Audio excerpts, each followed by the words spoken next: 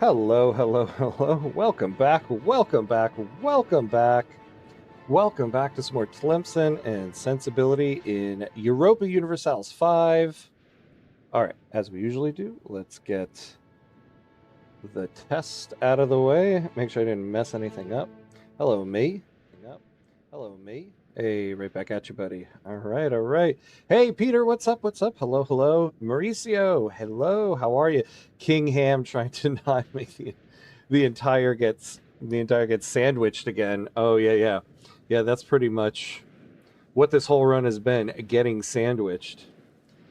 King Ham sounds like a tasty sandwich with mustard. It does kind of, right? Not just ham, a king ham.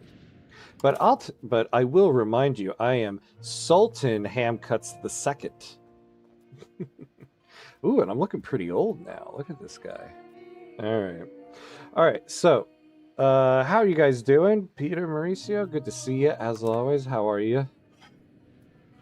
Let's remind ourselves what we have going on here. So I feel like we've gotten ourselves back on track, though I feel like I've said that like a million times in this run. Oh, we're finally back on track. Hey, Laplace, what's up? What's up? Hello, hello. How you doing? How are you? Good to see you as always. Oh, what am I doing here with my view here? All right, there we go. Yeah, so I feel like I've said that a million times about this run, but this time, for real, we're back on track. So we have an army again, like a standing army. So we got 2 horsemen. We want them on our flanks so that when we raise levies, throw them in the middle there. Not bad. I just have online argument against Vietnamese about military, as you do on a Thursday. It's Thursday after all. You can't start a Thursday off without having an online argument with a Vietnamese person about military. There you go. Or I should say, you can't start a Thursday without any type of online argument, right? Especially these days. All right, so let's see what our situation. Yeah, the cultural capacity thing. We're gonna slowly figure that out. We got hostile pirates. Back at work after the holidays. Oh yeah, that's right. That's right. Chilling on the couch until it's time to leave for work at 9 p.m. Oof. Oh boy. Well, not oof. I mean, you're chilling on the couch right now. So I appreciate you hanging out here. But I mean, like, oof, end of the holidays. I know what you mean. Back in the swing of things. Who insists we abandon our ships in favor of dead coastal defense. No, no, no. It is not the way. No way I'm leaving our big and beautiful ship. Right? That's what Victoria 3 is about to say in whatever the upcoming dev diaries are going to say. Because it's all going to be all about big, beautiful ships. All right, so we got some pop needs. Let's just take a look at everything up here. Yeah, this thing, we're not going to spend money on that yet. We got some commoner insurgents. Is this anything that we really have to worry about? I don't think so. Not at the moment. You say that now, but... Unhappy estates. Yeah, we'll take a look at the estates in a second. Unprofitable buildings. The bog iron smelter. I guess coal is expensive in our market here.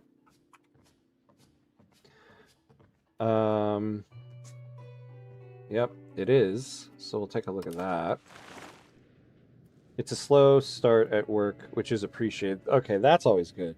Yeah, it does kind of suck when you come back from a holiday at work and you just have like a pile of stuff that's built up. So a slow start. It sounds very nice. Very nice. RGO's missing employees. Yeah, that'll fix itself. Casus Belli's, possible religious actions, country action. Okay. Yeah, that's fine. All right, so what do we want to do? We're not building anything at the moment. Let's take a look at our estates. Why are they all pissy? Okay, so they're all going up. Oh, wait. Oh, yeah, these guys are going down, but they're going down to 50, which is what I want them to be at. The burgers are at 43, but they're going up to 60. Not worried about them. So the commoners, yeah. Oh, and they're getting taxed. That's why.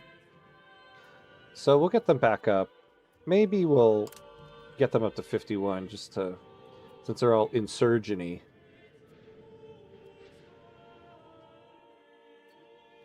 All right. Our income is a little low. Yeah, I feel like we did this last episode too. This building always costing us a lot of money. It's given us fort defense, prestige, diplomatic reputation. I am going to keep this going. I feel like we need to raise our diplomatic reputation. We've been saying this for a while. We need an ally. The problem we've had with Spain is that we're of a different religion, and they're always so hesitant of us.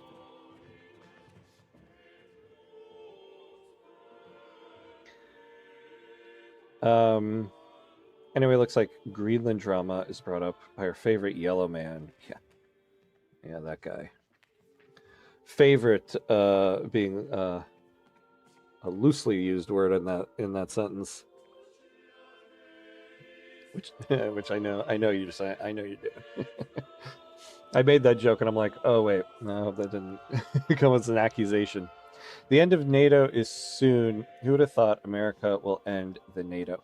See, the more I'm thinking about this, the more, and I'm hoping, I think there's many people in our military who also do not want the end of NATO.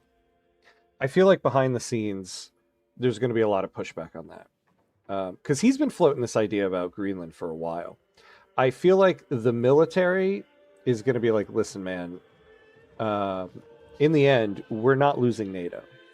I think the powers that be in the military, which are still pretty strong, will give a lot of pushback to that. Now, what will that amount to? What will happen? I do not know, but I do think there will be a lot of pushback to that, more so than like the thing in Venezuela, and with Colombia and Mexico. I feel like people in the military aren't going to push back on that as much, but possibly losing NATO, I think they will, and I hope. Yeah, so different primary culture.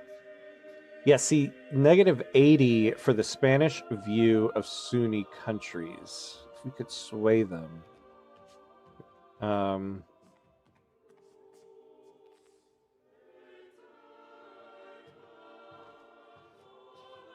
Shared societal values. I think there's like stereo sounding. I feel like I heard something in my left ear. I'm like, what is that? Don't forget Cuba. Oh yeah, 70 years of U.S. failed to break Cuba. Yeah, just a mess all around. Okay, so we don't actually have any diplomats right now, but so the problem is like it would be great if we could get this. Now the reasons are -53. We got a -40 base. Also, our strength. I mean, if we could raise our strength, that would be very helpful. Positive opinion, Spain's trust towards us, if we get that up.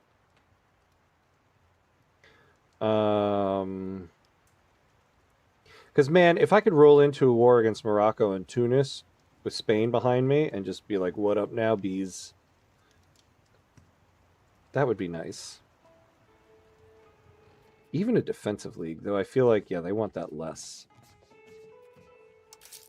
So what are we doing to get diplomats? We're not really...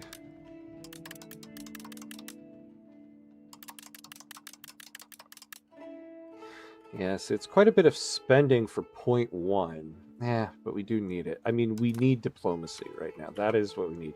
Now let's take a look at Egypt. Yeah, I mean, they're even less than Spain. The border distance is a problem. Oh, come on, tooltips. And the strength. All right, so generally, we need to get our strength up.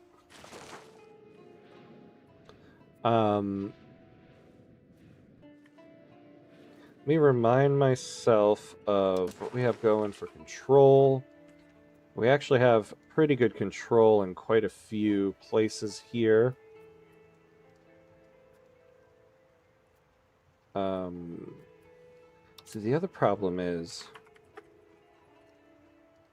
not market access. Terms elude me. Terms elude me.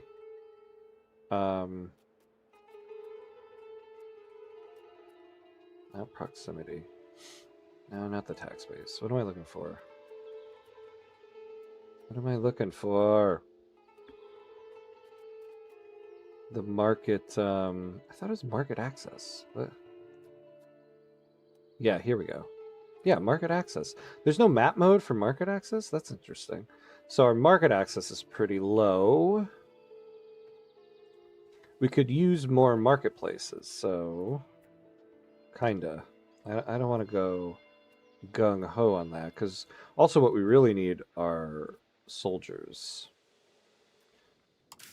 So we'll hold off on that. Let's recruit some regulars. We need camp followers for our army. All right, so we'll possibly look for that. All right, I think we're ready for the onions. Let's get it moving. How do Mamluks feel about you? Let's take a look. Let's take a look. Where would I see that? Where would I see that? I wish there was just like a way to just search, like current relations. Yeah. Oh yeah, that's going to be country to country though. Would it be here? No, we're not going to see it there.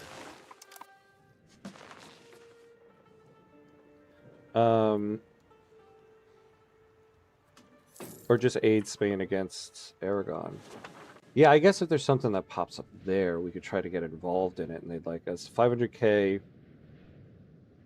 golden for the military. Why not focus on building coastal city province and be rich as possible? Well, that's what I'm trying to do here in Iran. We upgraded this to a town. We built... Where is it? Not the granary. What is it called? I feel like my brain is not able to formulate words today. I've been having this problem all morning. No,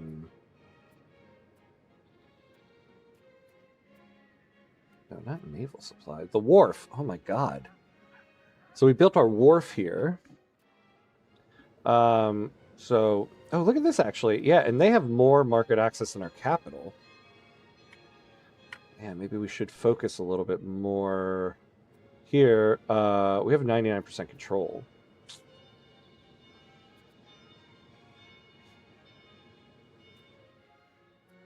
We're low on provincial food. We have wheat here. Of course, lumber sucks. Max literacy. For our RGOs, what is lumber?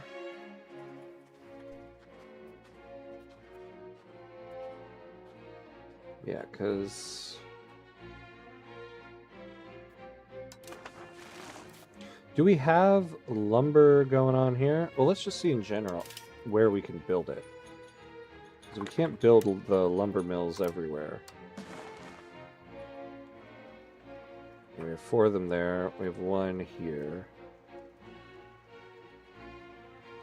I think part of that was because the control is higher here, right? Yeah.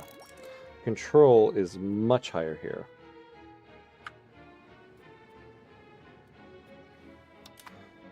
Of course, it all takes money. Not doing great on that.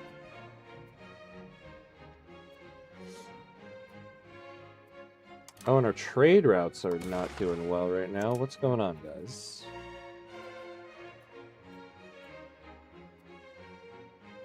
Yeah, we're doing these.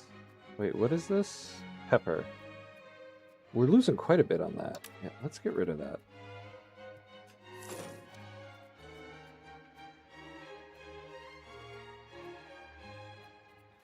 Our trade income just kind of sucks. So we've talked about creating our own market, which would be nice. Though the problem is, it just like it's going to cost way more money than we can do. 180. Even if we created it here, it would be even more expensive. Let's see. Sultan Hamcuts II has fallen ill and cannot handle, oh no, all aspects of ruling Tlemcen for the time being. How shall we handle this?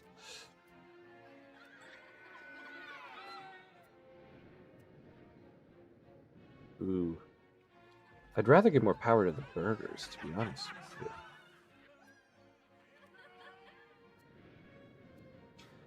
you. Yeah, what is... Yeah, let's give it to the burghers.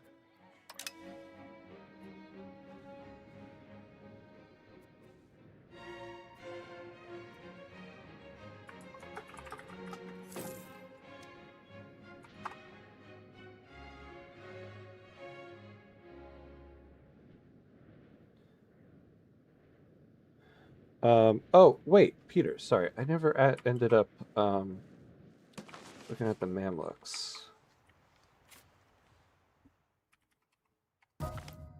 Oh. Nobles Regency. We currently do not have a Sultan. Hold on one second. Oh no, did my guy die? He did. We bring sad news. Sultan Hamcuts II Zaynid has died at the age of 58, and he was Sultan of the Zaynid Sultanate of Tlemcen. His late majesty died from heart failure. Oh no. His daring charges into enemy lines have left a lasting impression on every soldier of his generation. Yeah, so who are my heirs?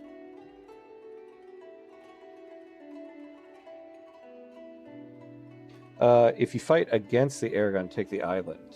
Oh. Like this one, you mean? Yeah. Wouldn't be a bad idea. So who's this guy? Mohammed Tababalt. Okay, but where's my line now? Where's my kids? So he's the regent.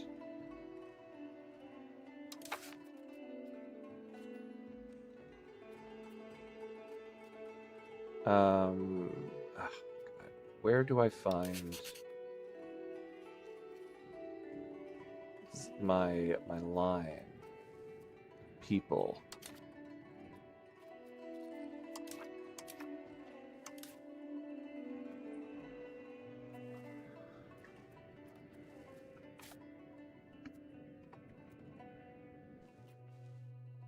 Nope.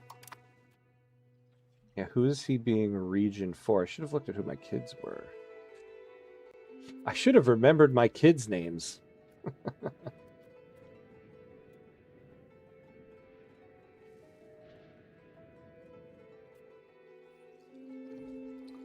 All right, fine. Well, so he's going to take the regency, but I would like to find out though, how long he's going to be regent for. I thought it would tell you. I thought there's usually an icon in here to show who your regent, who you're being a regent for.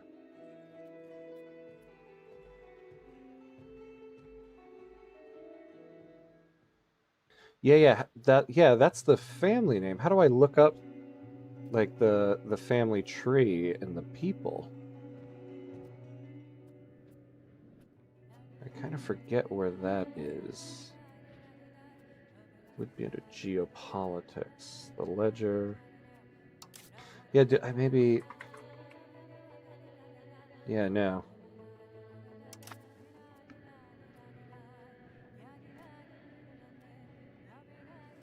Ham will remember his soccer match, then his kid's birthday, and name average American father. And name average American. Yep, that's right. I only have so much I can remember in my life, so I got to prioritize things. The name goes down the list because other people will say the name, and I'll be like, oh yeah, there it is. All right, well, let's unpause. We can keep going.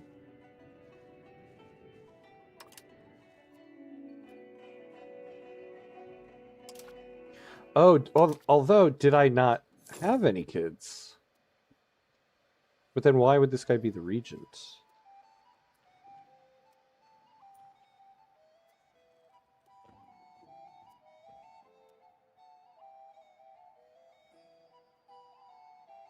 Yeah, but where regent has no...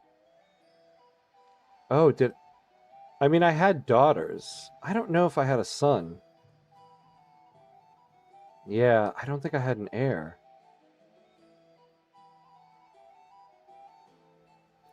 Whoa. Okay. So we might have a new ruling family here. Hasn't really done anything to business. Yeah, have him grab the throne, right? That's the way we can get out of it. Oh, yeah, take the throne. Let's see here, though. Do we like this guy? What's his deal?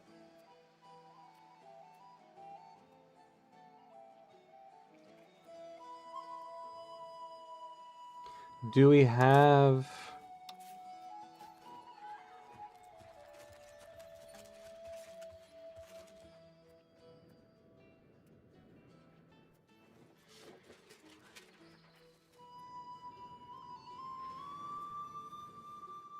I wonder, like, could we get, like, a Spanish person to come take the throne? And maybe... Also, what's his culture? Because I would like to get an Algerian on the throne. Oh, his culture is Zanafi. Let's take a look at our cultures.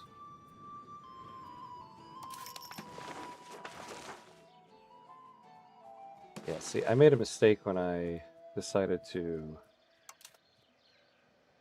Oh. No, I don't want to change primary culture. I can't do that. Yeah, I don't think we want to do that. We want to keep our primary culture. Maybe more nobles can take the throne. Don't know how this works. Yeah, this is the first time I've encountered this as well. All right, let's take a look at the nobles in our country.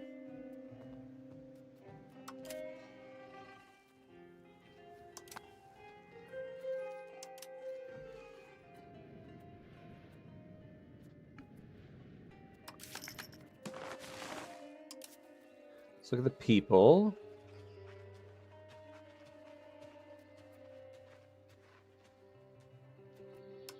Yeah, characters. Here we go.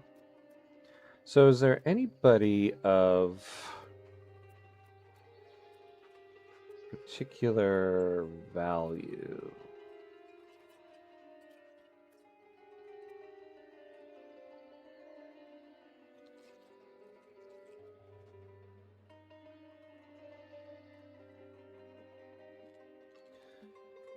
Oh yeah, why not marry him to your daughter? Yeah, society and then characters. Yeah, here we go.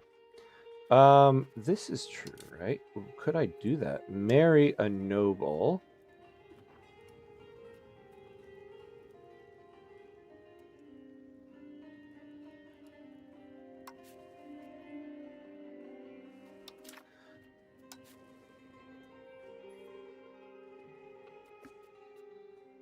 Here we go.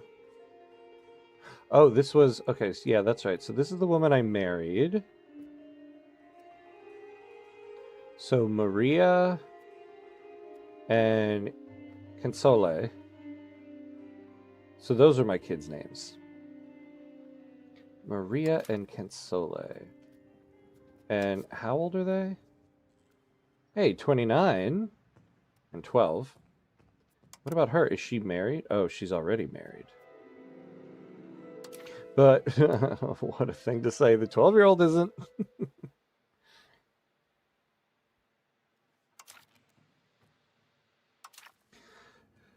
But he can marry my former wife. I don't think that really doesn't. I guess I don't really care so much about that family line. I care more about stability. I guess I have a chance here to choose the ruler. If I could take somebody that could get me an alliance with... See, I feel like this might be an opportunity to get an alliance with Spain. So I don't want to... I want to do it properly here. Like, what about his kids?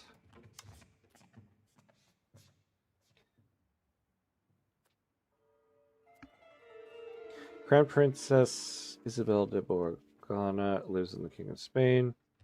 And we can only arrange royal marriages for those that live in our country. A French general, maybe. Yeah, the theme of E5, yeah. Or maybe a Spanish general. Well, regardless, yeah, this guy, marry a noble, these are the only two options.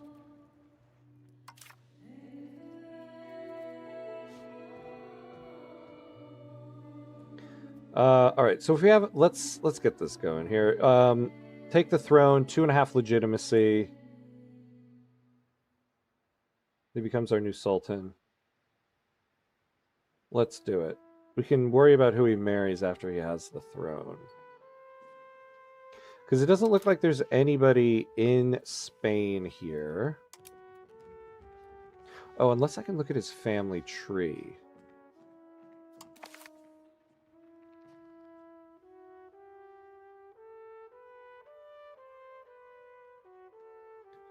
Let's see, where's the current guy? There's the king.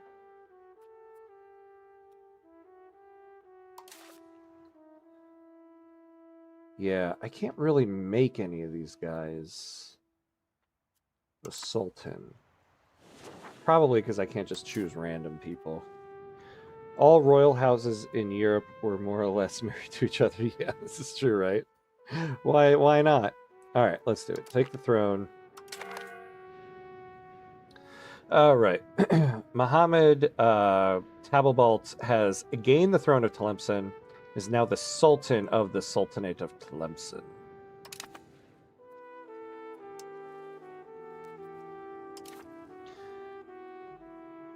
He has no children. And there's the Habsburg. Yeah.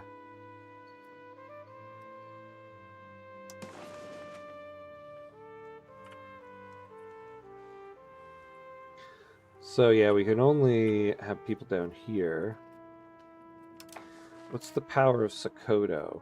Whoa. That's interesting. We could get... See, the problem is, though, can those armies get to us? I don't know.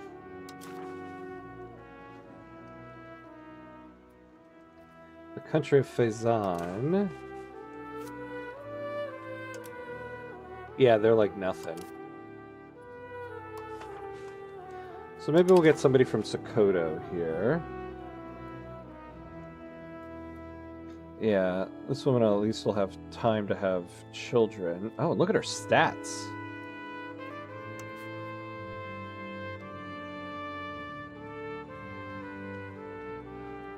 Amatanwa Bida. It is still true. Somewhere down the line, a Swede can inherit the British throne. But there's more than 100 others before that. Let's make that happen. How do we make that happen? Only illegal things. Alright, let's get her. Our proposal to marry Sultan Muhammad Tabalbalt with consort Amatanwa Bida was accepted by Sokoto. They are now legally married, and this will hopefully benefit both our nations immensely. Alright.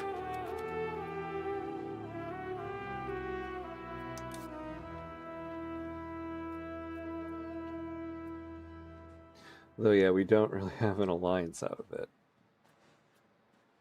But they are powerful. Won't really do much for us, but at least we can get some heirs and not go through this again. Was that the right thing to do? I do not know. It can We cannot push further than 20. Oh, okay.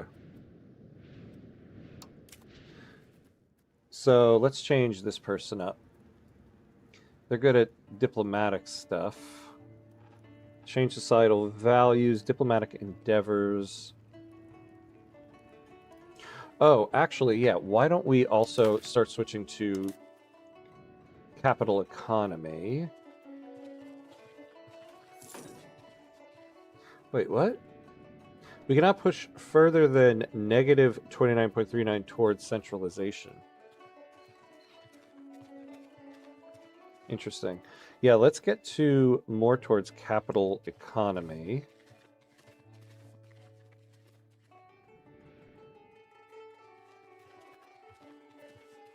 Because traditional economy kind of sucks.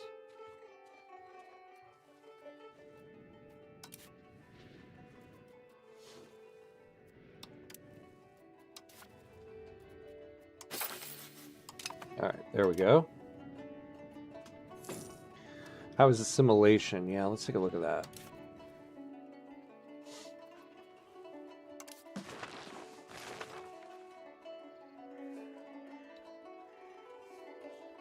Yeah.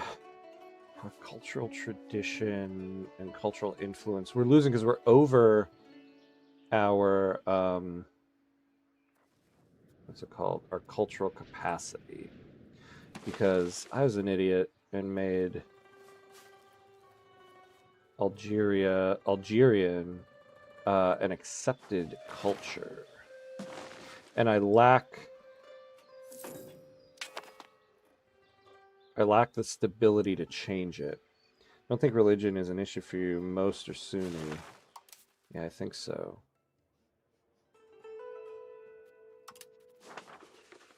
Yeah, 96% Sunni. Yeah, culture is a bit of a problem. I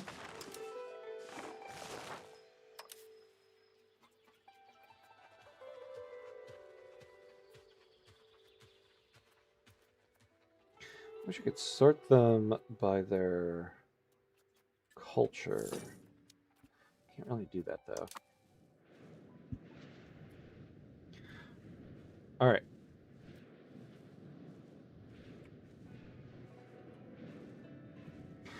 Now, maybe something we can do is actually start trying to save up to hire some mercenaries if we went to war. Like, let's just say we were going to get this. 2 horsemen. Oh yeah, these guys can only get 4. What's this? New art styles, architectural movements, and cultural phenomena are introduced in our society through the marvelous exchange of ideas and innovations. As such, one of our architects, Khalid Ibrahim, has requested we consider sponsoring a new style of architectural design applied to newly erected buildings in Tlemcen. I don't want to lose. No, we're definitely not going to lose 19 coin over this. We can't afford that. We'll lose 5 prestige. That's fine. Yeah, mercenaries are insanely expensive. I know. I feel like if we had enough to hire a legit mercenary force, we would have enough to build our own market, and I would rather do that. But I'm just kind of curious as what it would actually cost us. So let's say, yeah, look at that. This would be 358. This one, 295. Yeah, we would just build our own market if we had the money for that.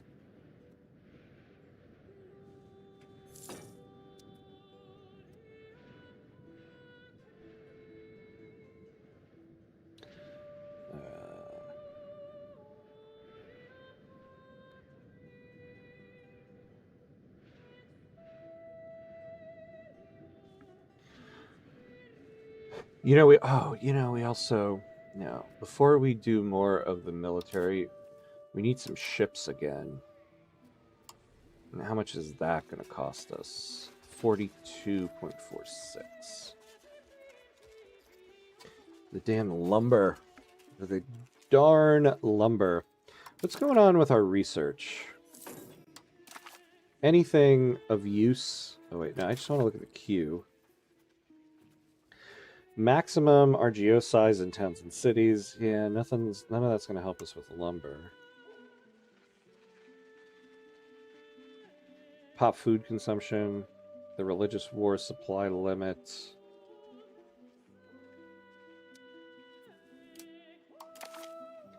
Yeah, and we still only have scholarly treatises. Because we don't yet...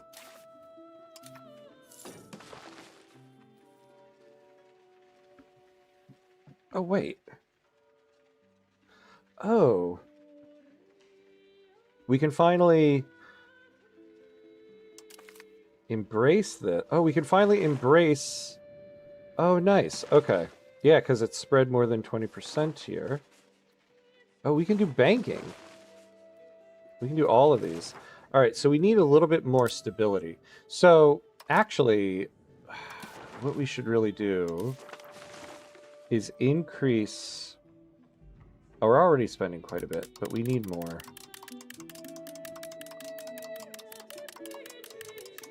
So we can start embracing these institutions. I need that professional army.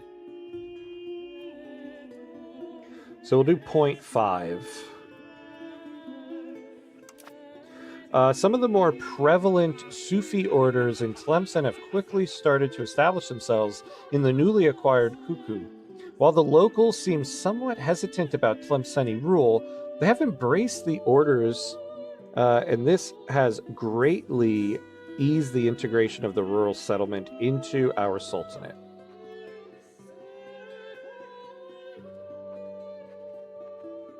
Strengthen local authority. Oh, nice. Yeah, we don't want to do this because we want to go towards jurisprudence. What resources do you have that are useful? Well, in terms of RGOs that we control, not much. I mean, you know, dyes, beeswax are nice. But we don't have, like, wood. We do have clay, which will help us with masonry. But we're actually okay. Oh, wait. No. I want... What am I looking at here? Goods. So in terms of building stuff, we're actually good on masonry. We're good on glass. Our biggest problem is lumber. We could improve food, to be honest.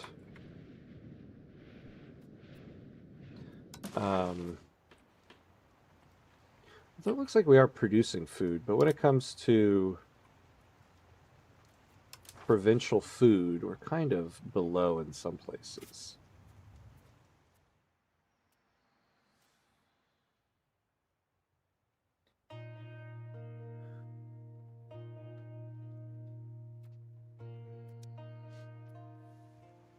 So we do have... I thought we had livestock somewhere, or no, I was looking at horses.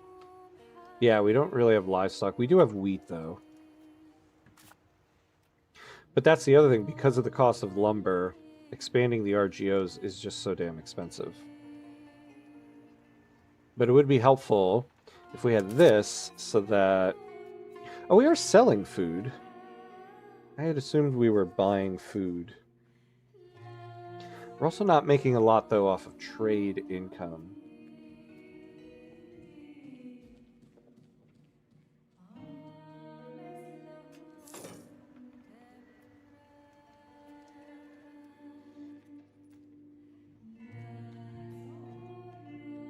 Yeah, we need to get our crown power up.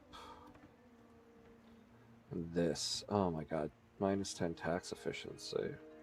If we could get rid of that, I would love it.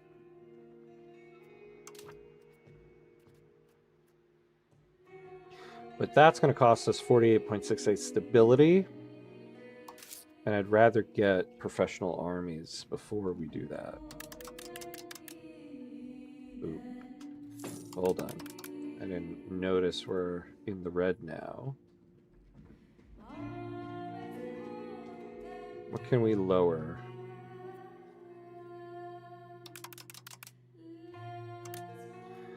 Can we can up taxes slightly. Yes, sorry burgers, but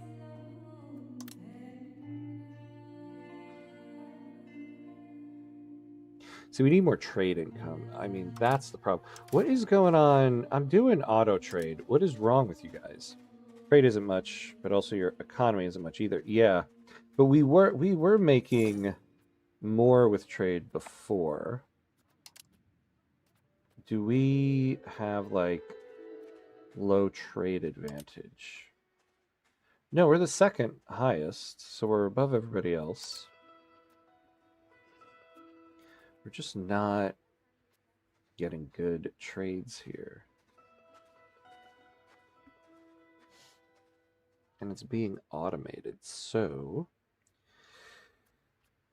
also would be nice if we could bring in some lumber, but I also don't want to lose money on trade over a lumber import at the moment.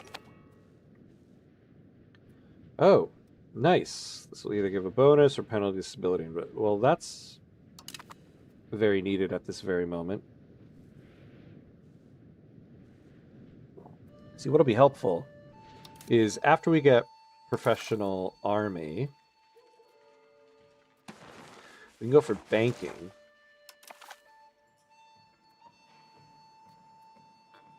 And then start researching some of this stuff.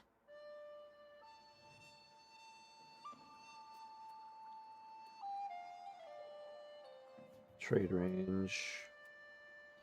Minting threshold. See, we could start going for some of this stuff.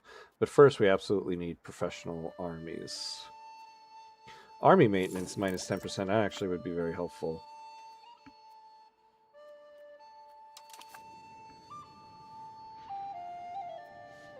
Yeah, you need goods to trade, more RGOs, more buildings, expand, just like Vicky 3. Yeah, I know. I know. See, this is, okay. Not to sound like a broken record, but this is one of the things that frustrates me with the economy aspect of this game, right? Like, I don't like this whole system of burger imports. The price is bad, and it's the more I build of lumber, you don't get like a full, you only gain like 25%. We're only getting 75% of this 6.38 added to our effective supply, which is what controls the price. So if we build a lumber mill, we get a full credit for 1 unit of lumber. Whereas here, we only get 75% of 1 unit of lumber. So if we build a lumber mill, they add 1 unit of lumber, all that's going to happen is the burgers are going to import less. So really, with 1 lumber mill, we only gain 25% toward the effective supply until there's no more burger imports. So we need to build enough lumber mills to cover like the 7 here, which just makes, I don't know, like wrapping your head around the economy just more, I don't know, kind of frivolous in my mind. I don't really like that. I guess the alternative would be we just have a shortage, but that's effectively what we have right now. Like, I don't get why, if the burgers are importing, why don't we get the full amount of this? And what is the economic impact of these burger imports? Like, are they earning money off of it? Like in Vicky 3, I can see the trade center. It's making money. Who owns the trade center? Who's making money off that? That's something I want to be able to, like, clearly see. Or focus on other goods that makes you more money. Yeah. I mean, I know generally fine cloth makes a lot of money, but we have an oversupply of it right now. I suppose we can try to export it. Yeah, like, why is my auto queue not exporting? Oh, no, because they have a plus 21 supply of it. Like, who? Yeah, everybody has the fine cloth. And then, I guess, if you look at the suggested trades, we're not getting very good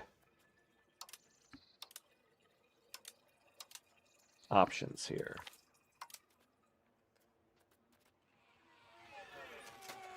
There is room at the Naval Academy for a new instructor, and the Grand Vizier has asked us to suggest a course of study for the sailors.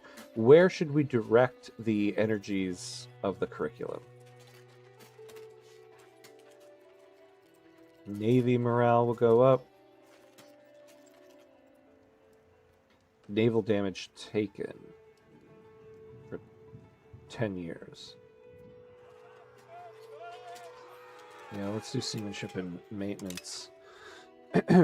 Now, if we look at the market and, like, what can we build that would be profitable?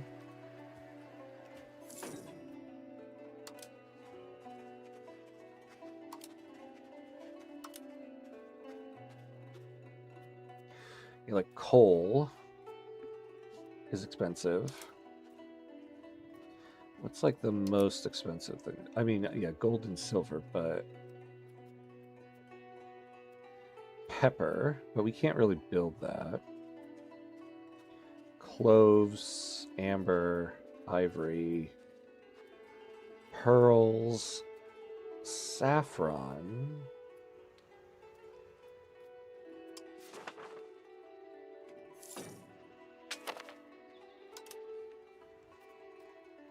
Yeah, there's not gonna be like a building we can do for that.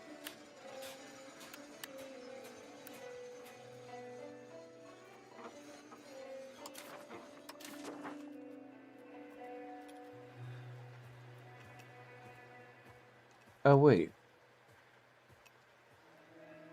Yeah, the prices. Oh, no, sorry, I'm looking at it wrong. Yeah, we have a surplus of that. So, interestingly, there's not a lot that we can make that's going to be, like, pricey in this market, and yet the important things we need. Although, why doesn't lumber show up here?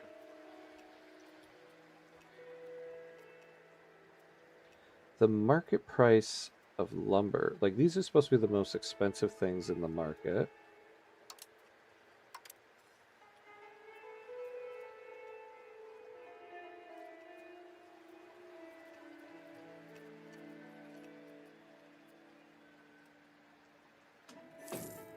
Yeah, why would that not be up here?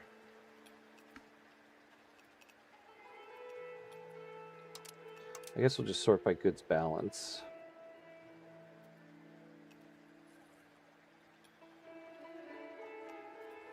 But then there's this. Why do we have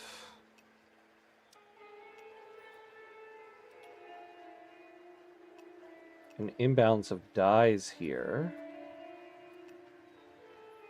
But our effective supply and effective demand... I guess, oh, because we're exporting so much of it. It can still be worth to produce, even if the price isn't very high. Yeah, I mean, it's true, like, having a little bit over nothing is always best. But interestingly, because of the price of lumber, it's actually one of the most expensive things we can produce are RGOs, 51.93 here. So I guess really the most important thing we could build is just continue to build lumber mills.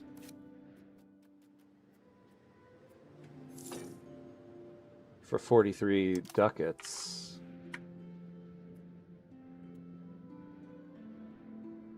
Well, first what we're going to do is we're going to embrace professional armies. So we're saving up to get 20 coin. Oh, we have the institution amount. So we need 20 coin. All right. So let's just... We'll lower this for the moment so that we can get to 20 coin. And then we'll embrace it. Hey, Gilraid. Hello, hello. Thank you for the lurk. Always appreciate a good lurk. Welcome, welcome. Welcome, welcome. It's in Algeria market, not your export. Yeah, yeah. No, yeah. But a market export, different countries trade. No, I get that. What I'm saying, though, is like... in terms of it being profitable for us, the price, it's interesting. So again, because of the way this effective supply and effective demand works, in the same way that we don't get credited for this full 1.62 from an import of it, the goods that are taken out of the market on an export, we're also not losing a full 4.87. So this is why I find the whole, like, wrapping your head around the market sometimes wacky. We actually have a deficit of it in the market because of the actual number of units coming in and going out. But at the actual price calculation, the price is 18% lower than the base price.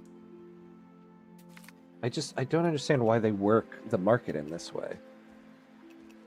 Like, it makes for these odd situations. With the generous liberties we have granted our merchants, we have ended up with a situation where people simply do not want to do honest work anymore. We lost some coin. Oops on all of that. Hey, we have a son. Finally, we have an heir. Your Majesty, a son has been born to Sultan Mohammed Tabelbalt. We are told that the baby is named Crown Prince Khalid Tabelbalt. Sounds good to me. Khalid it is. All right. Now, once we embrace professional army, we start building some armories and stuff like that.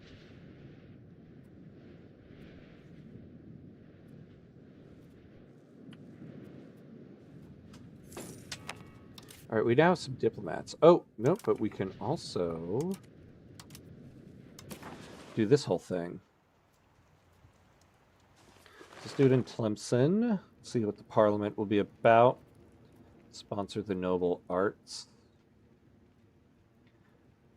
Support the state. We could use more crown power. But we're going to start at 0 for that. Trade maintenance going down 25%. And we start at 10%. That might be very beneficial to us. How much are we paying in trade maintenance right now? Let's take a look at our trades.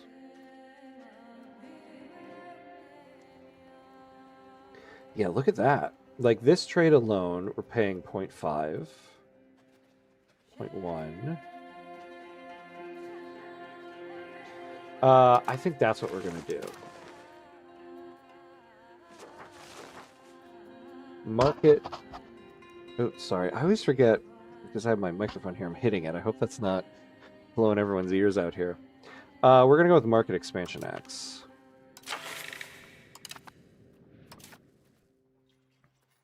Now, can we get aristocratic support? We'll lose 5 legitimacy. We can afford that. Change 2 towards aristocracy. I don't mind it. We'll do that. We're now at 53%.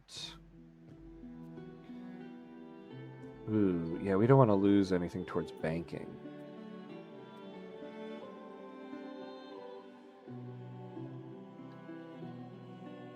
Well, we can kind of afford this, although I don't want to make the Umara more unhappy.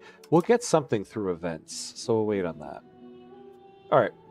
We are at the hour mark, though, so we do need to take a quick 90-second break and pay homage to our ever-lovely gods of ads so that we don't lose gameplay during ads. So we're going to take a quick 90-second break, and then we'll be right back.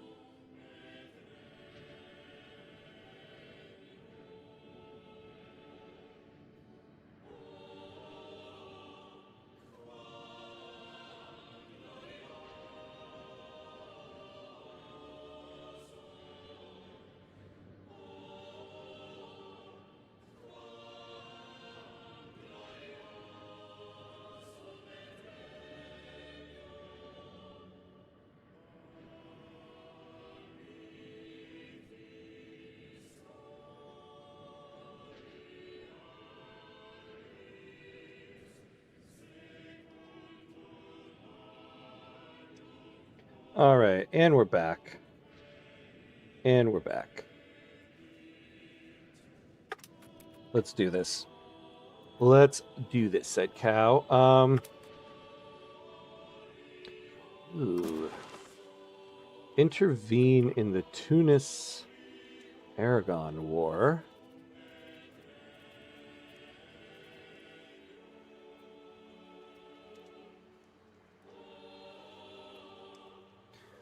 Well, we're not actually at a place where we could effectively do anything. But who's winning? That'll be a major deciding factor. Who's actually winning this one?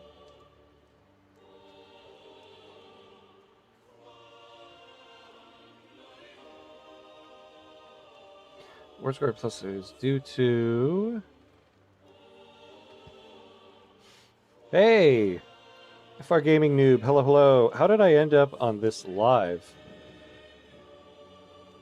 I was AFK for like 2 hours. What happened? I don't know.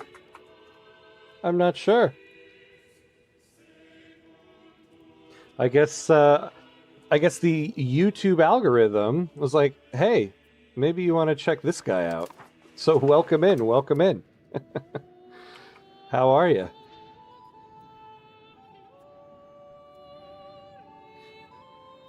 Hey, Joe, what's up? What's up? What an entrance. Yes. That sugary powder is a hell of a truck. Welcome in, my friend. How you doing? And they have 2 allies here. Tripoli and Athens. Cagliari. Faith brought me here. Loki gonna stay. You look chill. Yeah, thank you. Yeah, it is chill. I'd like to have a chill kind of stream. We are playing as Tlemcen here in Europa Universalis 5. Just trying to stay alive because we are sandwiched by 2 strong powers who do not like us.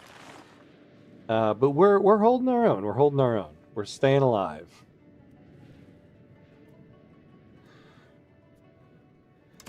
Possible diplomatic actions. Who can we do?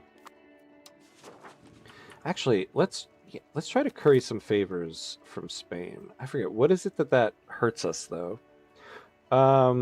Favors can be sent to ask the other country to do something, blah, blah, blah. If favors get too unbalanced, refusing to do these things cause a loss of trust or even diplomatic reputation. Yeah, let's do it. Oh, we have given the order to our diplomats in Spain to start currying favors with them. Oh, wait, no, never mind. I thought, I don't know why I was thinking something else. Okay.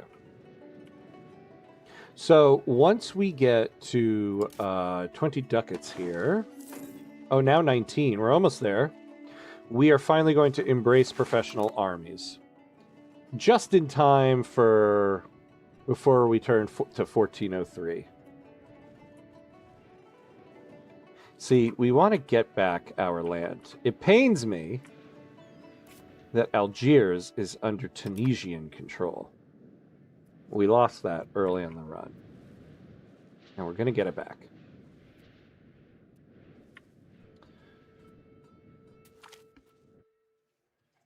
A careless turn of phrase by Sultan Muhammad Tabalbalt has greatly offended Sultan Yahya Merinid.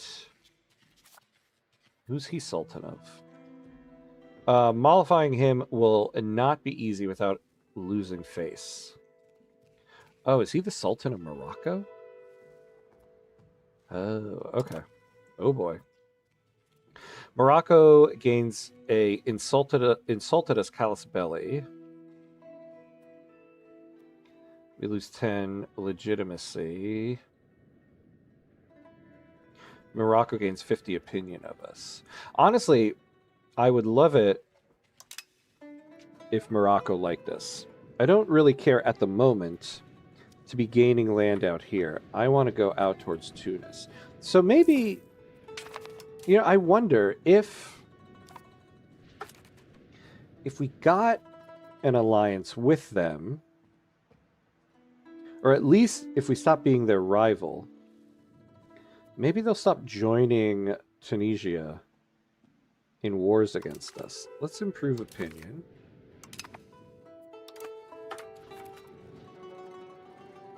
I mean, we were doing that at one point, and it wasn't working. I think that's why we stopped. Oh, I think it's time, everybody.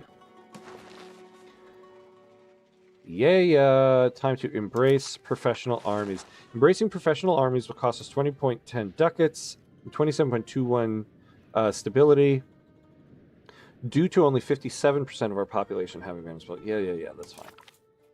Institution embraced. Under our enlightened leadership, we have now fully embraced professional armies. All right, so now let's take a look at our research queue, because as much as all this stuff sounds great, I want to start...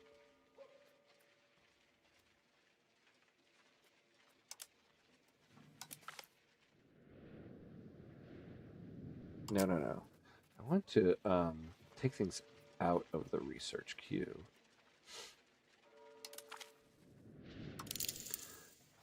Yeah.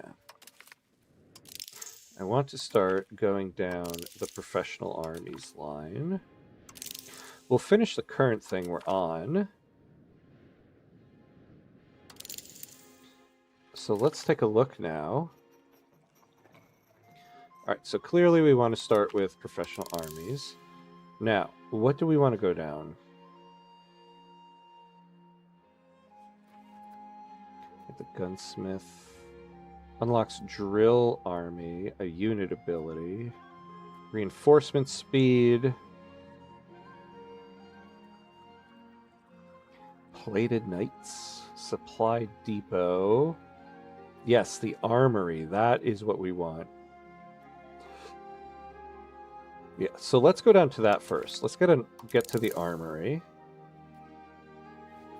Oh yeah, men-at-arms, and then crossbowmen. That's what we need. What do you do in this game? Is it anything like Hearts of Iron 4 or Victoria 3. I played those games before. Ah, yes. Well, Victoria 3 is the main game on this channel. And so we like this game for some of the Victoria 3 stuff. It's basically kind of like I mean, it's Europa Universalis, but it's a large incorporation of, I guess I would say, Crusader Kings and Victoria 3. You kind of start the game. I mean, this game starts right where Crusader Kings ends. So the beginning of the game is a little bit like Crusader Kings, not so much in the role-playing aspect of Crusader Kings, but just in the way governments and everything are set up. And then you end the game right where Victoria 3 starts, so you're kind of leading into the Victoria 3 starting positions. But it's very much like Victoria 3 in the sense that you have your market, you have your goods here, you have your supply and demand, and you can build buildings to create goods for those supply. So like here we have a tools guild in our capital. Here's the input goods, here's the output goods. You can change the production methods, stuff like that. So it's very much like Victoria 3 in that sense. But this game, I think it's safe to say, focuses much more on the kind of diplomacy aspect of the world. Like, for instance, we can't see the entire map. We eventually have to get some ships and start exploring the world. You can eventually discover the new world, start colonizing there. So I think that is also a major difference between Victoria 3, where when you start the game in Vicky 3, the full world is already discovered and available to you. One of the more difficult things about being a parliamentarian has less to do with the debates in Tlemcen, but more with how to sell the debates and promises to the people back home. Still, a local Mejli member will often have an easier time explaining a new tax than would a collector sent by the central government in less representative systems. It seems that the Mejli members in general, and the ones from Algeria in particular, have become so adept at defending policies that we have seen a resulting rise in the support of the central government as a whole.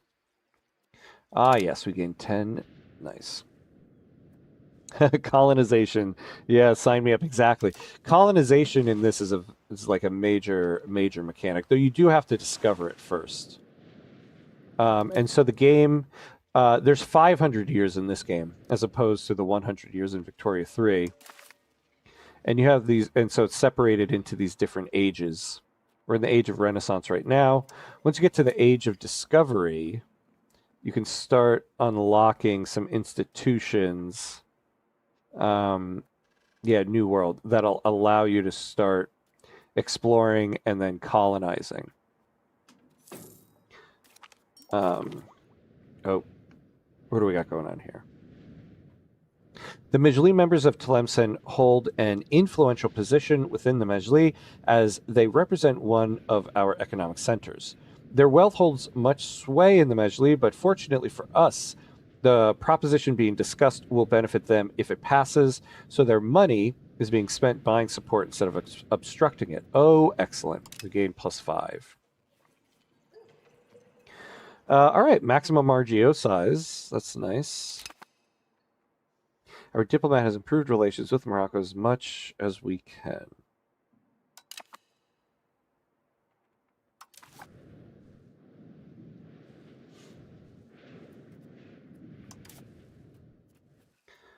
So, yeah, they're very opposed to that. You know, are we considering them? Why don't we...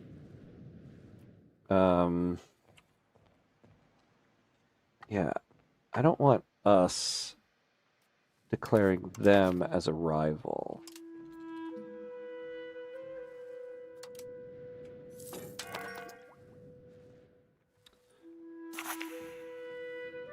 Nice. The Mejli agrees. We gain rush. Wait, what? Burger's trade capacity. No, we were supposed to get a discount on trade maintenance. That's interesting. What happened here?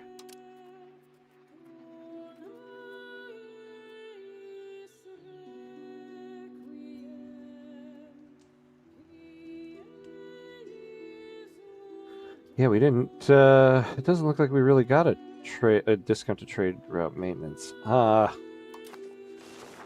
quite sure what happened with that, but okay. All right. Now let's up our stability spending again.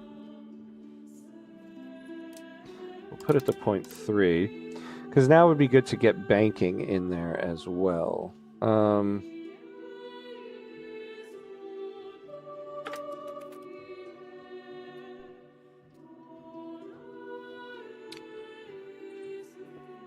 Did you get discount until Congress was complete? Oh, was that? Maybe that was it. We got that discount until the Congress was complete.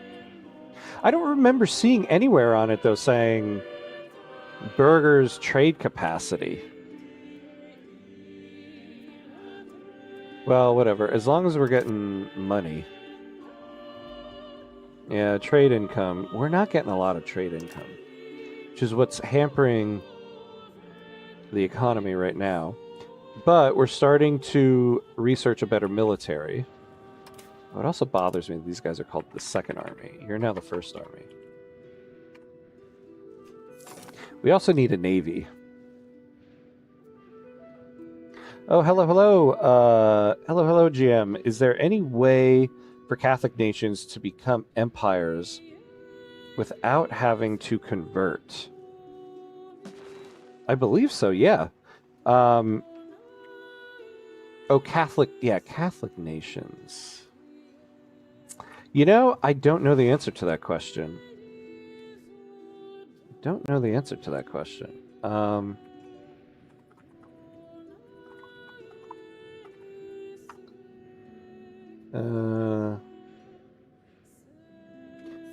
So, yeah, it looks like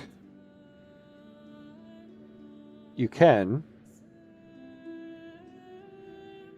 But it looks like the HRE is really going to dictate a lot of stuff to you. So you can do it. You just have extra burdens from the church, it sounds like. Oh, hey, John, what's up? Will you try to reclaim your lost territory? That's what we're working for. We now have professional armies. So we are slowly researching and building. Angel D, hello. Amazing Jersey King. Thank you. Of course, we're going to wear the Algeria jersey for every episode of this run. And especially while we're bossing it in the African Cup of Nations right now. Interestingly, I just married my new sultan off to a Sokoto princess, considering who we're playing in the next round of the African Cup of Nations. There's going to be some trouble in Sultan Mohammed Tabalbolt's court come Saturday morning.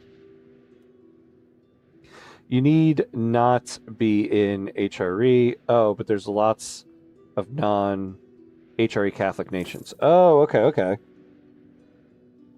So there you go. So you don't necessarily need to be in the HRE to be a Catholic empire. Though I guess if you are in the HRE, you can become an empire, but you have extra burdens. Trouble in Paradise, yeah. There will be some trouble in Paradise come Saturday. For these guys. Not for me. If you become, will you try to reclaim your lost territory? Yeah. No, we're not, I mean, maybe eventually we'll become an empire. We're not thinking about becoming an empire right now.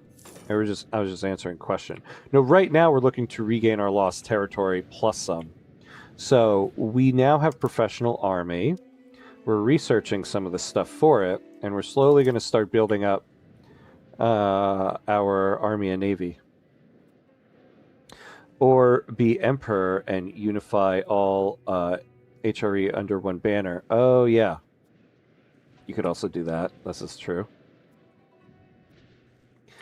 How you like an EU5 though, King? I like it. It's good. I enjoy it. I obviously enjoy the Vicky 3 aspects much more. I would say, though, Victoria 3 is still my favorite. I was wondering before this game came out, like, oh, will I be swayed a little bit in that? But in the end, I don't. I do enjoy the economic aspect of this game. I like how it's not just a copy and paste of the Victoria 3 economy, so that it's unique to itself. But some of the ways the economy aspect of the game differs from Victoria 3, I find a little frustrating sometimes. But it's still a lot of fun. I enjoy it a lot. Is there any formables in Tlemcen? None that I know of right now. Nothing that presents itself on the list. Though I wonder if we become a republic, or even a theocracy, if we'll get something on the list. But nothing at the moment.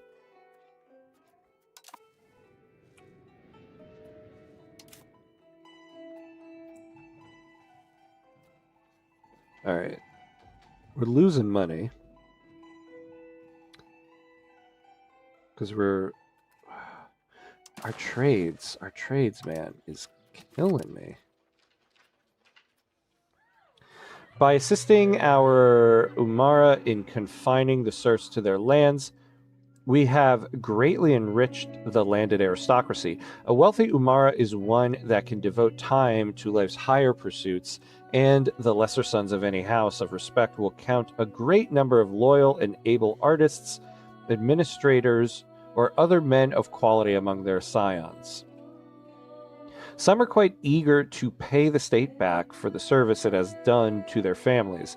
One of these, Mohammed El Idrisia, has recently arrived at court to offer his services to the Sultanate.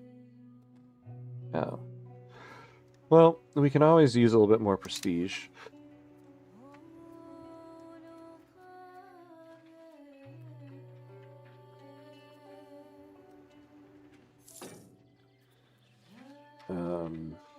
All right, so trade income, has it changed at all here now that it changed a little bit. We really aren't finding profitable stuff. You could probably, for Al-Andalus, if you invade and conquer south of Iberia, good luck on that one. Yeah, I don't know. I don't want to make any new enemies. I suppose if I made an enemy of Aragon, it would endear me to Spain.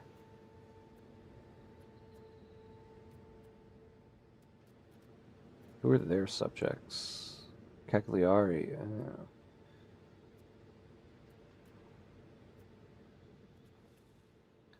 So they're enemies with Tunis. Yeah, they don't like us. Oh, interesting they don't consider Spain an enemy.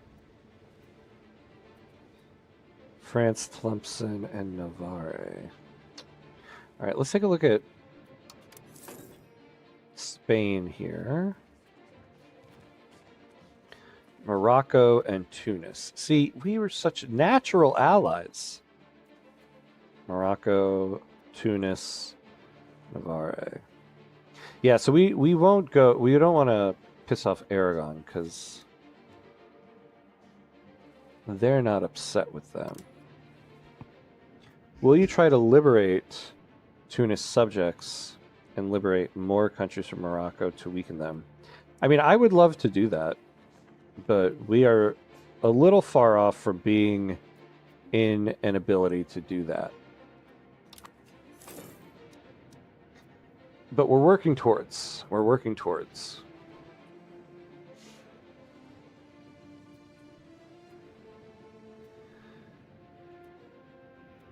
That could be a future endeavor for ham cuts. Yeah, you need to get a bit more EU meat on your arms before trying something like that. Yeah, agreed. Agreed. We need to get a little more meat on the bones of our armies here, and maybe even get a navy back. Our navy got obliterated in the last war. I'll be impressed if Ham just survives. Yeah, I mean, I think we're at a point where we can survive, but we'd like to do more than just survive. Although, I suppose, if the full force of Morocco and Tunisia just came down on us right now,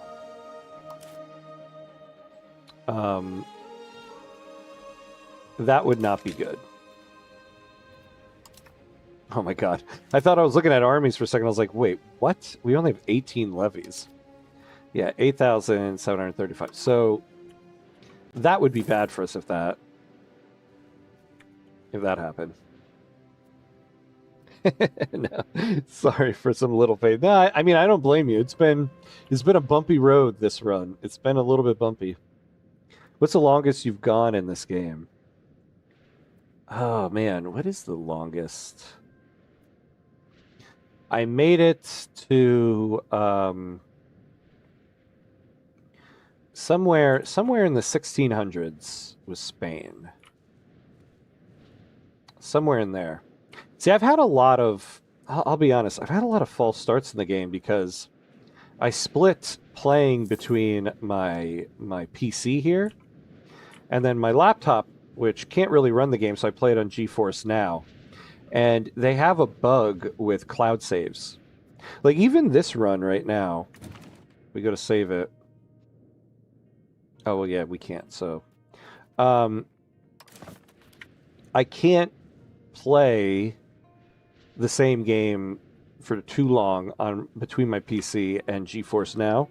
So I basically have two separate runs going on each computer, which means they both go twice as slow. And they said that they were going to fix their cloud save bug with the last update, and it didn't actually fix anything. What about you, Angel? How far have you gotten in a run? Mohammed El Idrissa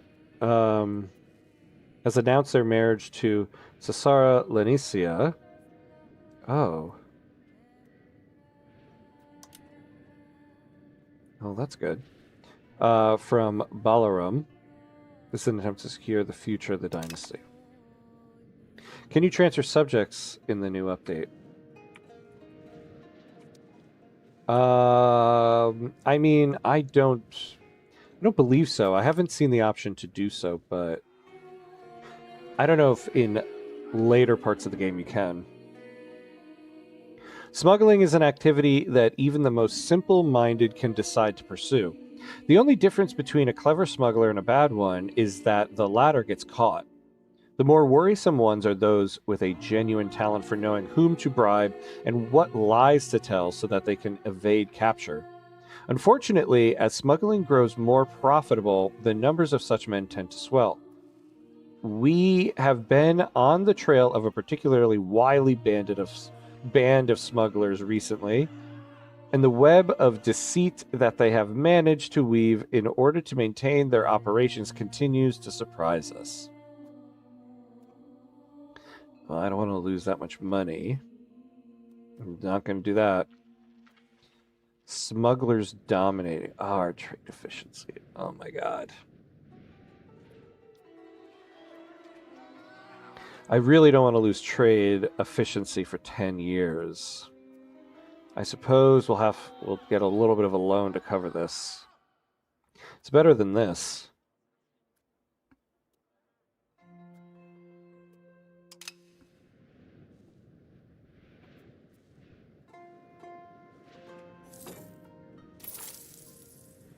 Yeah. New loan. Now we have a loan.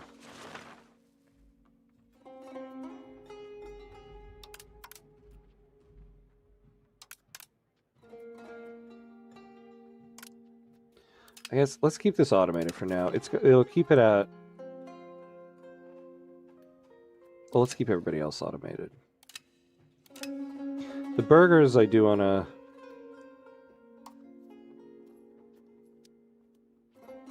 Well, we can automate them. Oh, we got another son. Your Majesty, a son has been born.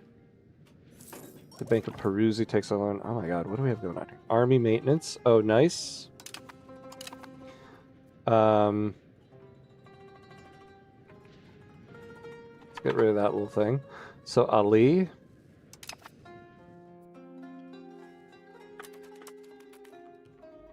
Yeah, tax efficiency is going down even more.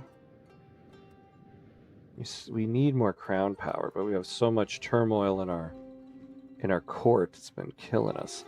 All right, so we're not paying too much interest on that loan we ended up having to take. So if we do want to repay it, get to 23 ducats. Though the interest payment is so little, I might not worry too much about it.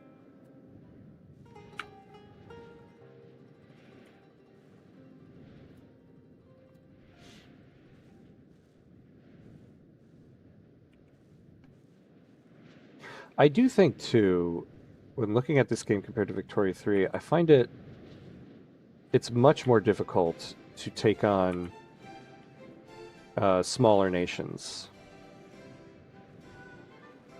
Because I find that the things you need to build things are... Most small nations don't have the things that you need in order to build. Like, I don't get how there's no... Like the RGOs for lumber, I find really odd. I mean, I get this whole thing of RGOs, like every location has their own. And you can build like lumber mills here, but the idea that there's no lumber on the coast of Algeria is, I find, kind of odd.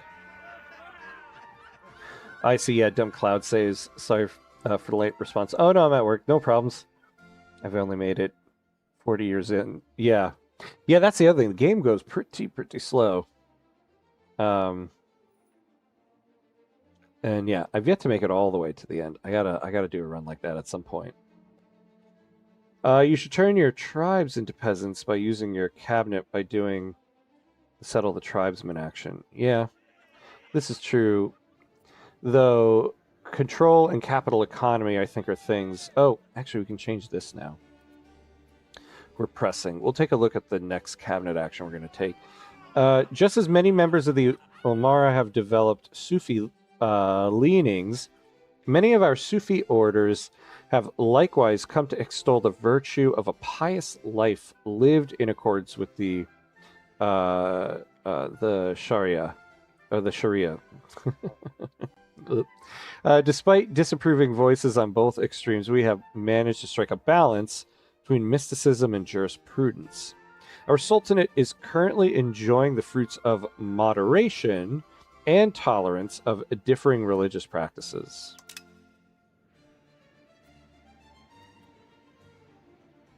I think subject transfer is on the radar for 1.1. Oh, interesting. Okay.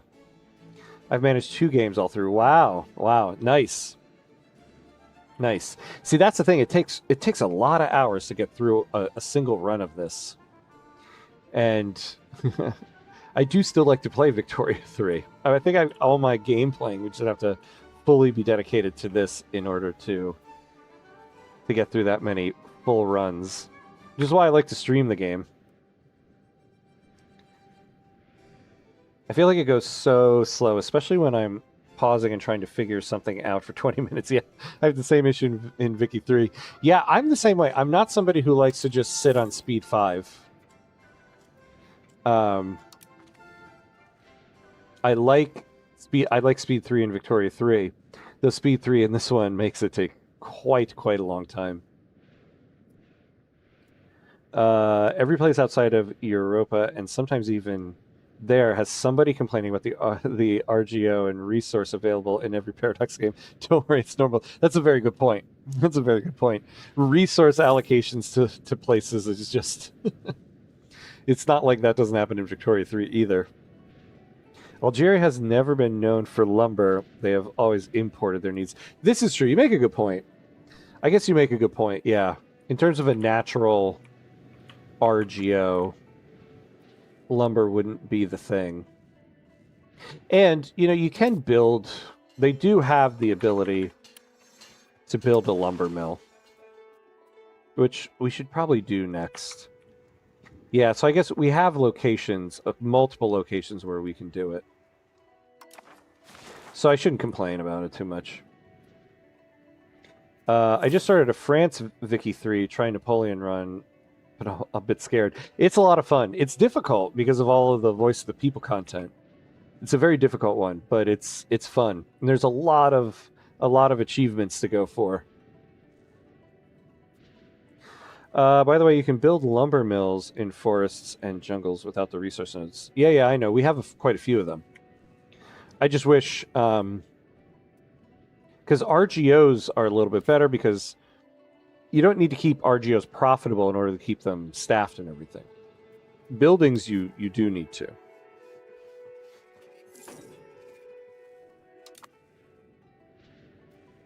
All right, so let's change what we're doing here. So we've done as much as we can do there. I think in terms of control, we're pretty good.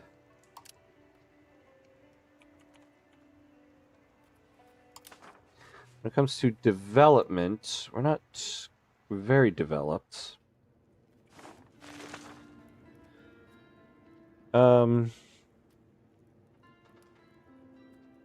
Diplomatic endeavors, maybe.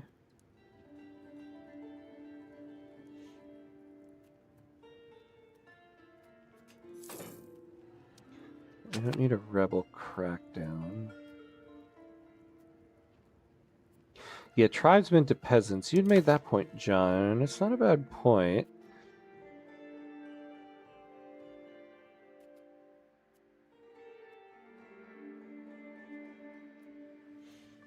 We have... Yeah, because they're not paying taxes or anything like that.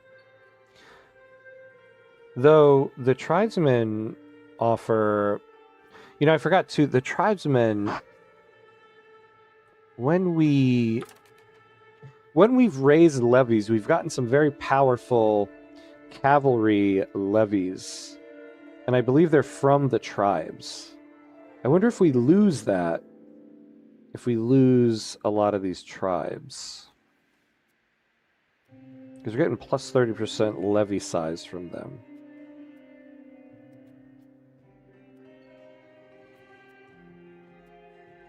Though we do have a levy, the common militias. And we get more from that. Only issue I have with Vicky 3 is I get lost after the initial setup. I have 60 construction points in 1850, not bad. But I have no clue if that's on track for being good. Well, it depends on the country. It depends on your economic situation. It also depends on the goals of your run. If your goals are more military and map painting, then depending on the country, that might not be so bad. I don't think there's an absolute number across the board for everybody. It really depends on the country and the situation. A goal to aim for is helpful. Yeah, a border, an achievement, or even a number helps. Yeah, exactly. That's what I like about Victoria 3. There's no inherent goal, which is why I say there's no meta to the game. There is no meta because there's no inherent goal in the game. You have to set the goal yourself. So, which is freeing and kind of daunting at the same time. Which is kind of like, I would say EU5 here is kind of like that. You kind of have to set your own goal. You have some laws to pass. Well, we'll pass them during the Mejli. I don't want to spend stuff in order to do that. Ooh, I do want to get our cabinet member on something different here. In terms of societal values, is there anything else of note we want to change? I would like to get more crown power.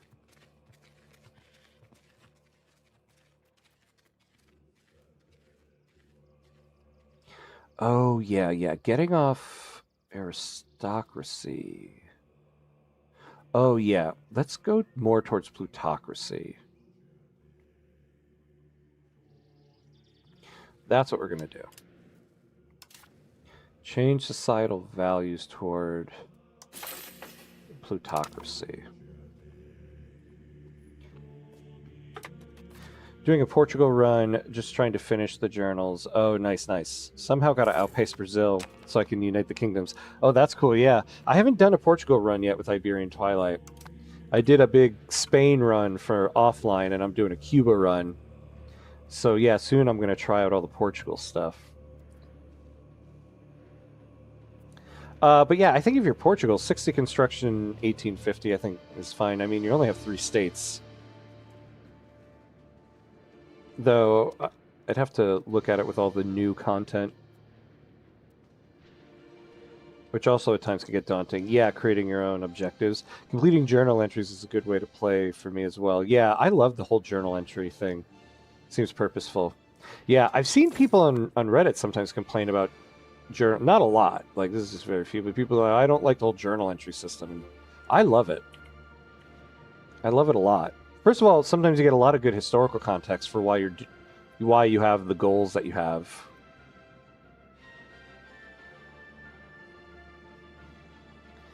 All right, we need to up the culture capacity. This has just been an ongoing thing.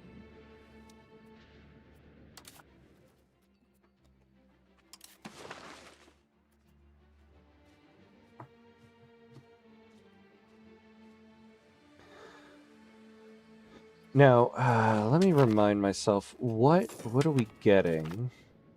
So yeah, we lose cultural tradition, influence, and efficiency of our cabinet because we're over this. It appears that Crown Prince Khalid Tabalbalt's heir to Tlemcen gained the shrewd trait. Military ability increased during education. Oh, administrative. Oh, so maybe we want to also give this guy an administrative education.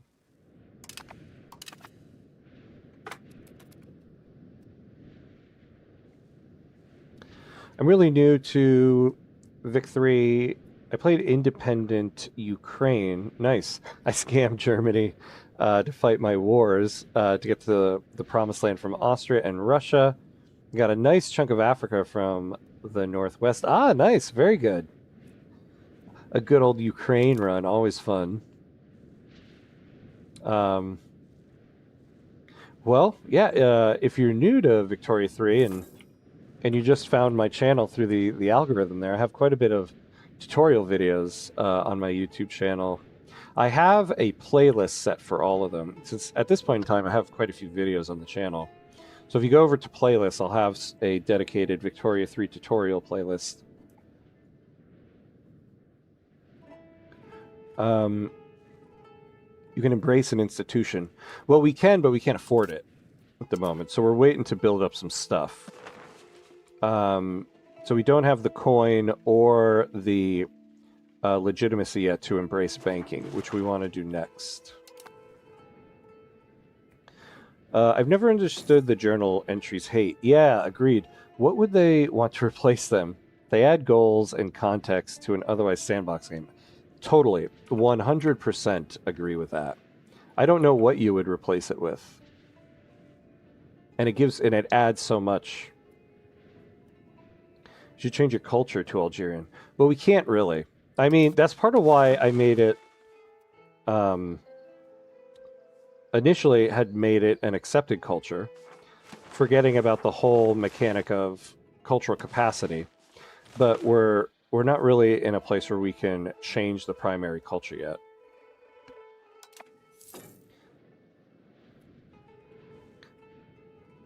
He has already embraced professional armies. He can probably wait with the next institution a while. He still has years to research professional armies. Yeah, exactly. Exactly. We can't really... we embrace professional armies because we need to get some of the tech from it. So we'll do that. Oh, yeah, that's right. Especially getting down to armory. I want to get armory, men-at-arms, and crossbowmen, and then maybe we'll embrace banking next. I mean, it would be good to have banking, but we could only research one thing at a time. Several new forms of Muslim mysticism are emerging. One of the most controversial being a brand of Sufi dervishes known as the renunciationists. These men seek to separate themselves entirely from normal society, shaving all body hair down to their eyebrows and publicly breaking the rules of the Sharia in order to demonstrate their unique relationship with Allah, all while wandering from town to town begging for alms. Our religious scholars are calling for their persecution, arguing that the uneducated populace's tendency to view them with awe will lead the people away from the true faith. Aw. They went to the trouble of shaving all their body hair without a modern razor. Come on now. Yeah, so we will take +2 towards jurisprudence. 11 Algerian Sunni clerics will migrate each month from Aracenis to Ksor. Or leave them be. No, expel them.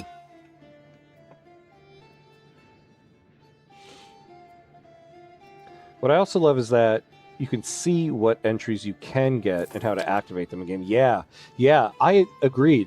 And that goes back to the idea of setting goals for yourself. It helps you set a goal in the game because you see, I need to get to this journal entry. This is what I got to do. So yeah, the journal entry system is wonderful. I have no idea what it would be replaced with when people criticize it. Journal entries add flavor, and we love flavor. Exactly, we love flavor. Is it possible to change your culture? Yeah, it is possible. I don't know entirely the full extent of how you do that, but I know it is possible. You could in E4, so maybe, but don't know how. No, I do know for a fact you can change your primary culture in this. What's funny is I know this because before the game came out, I did a bunch of dev diary videos. And so I remember talking about it in one of the dev diary videos, though at this point I don't really remember what the mechanics for it are. I'd have to go back to my notes on my dev diary video. Or I'd just Google it or something, but yeah, it can be done. Now, I hate to focus all of our building on one thing, but this cost of lumber really is killing us. Now, the other thing we can do is, it would make our pops a little bit happier to get a little bit more sturdy grains. Can we do that?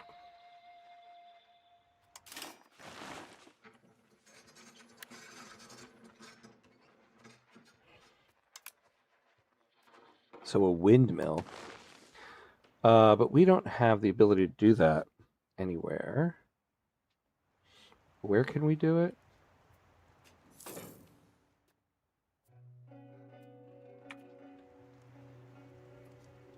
So we could do it up here.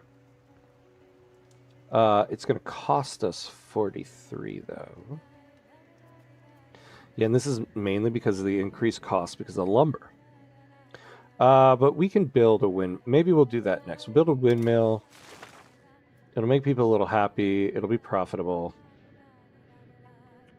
Wait, do we have any locations in the Foss market? Oh, we do. You know, I should have the Foss market pinned. Oh, did that take away? Nice. Okay, so we got an advance there.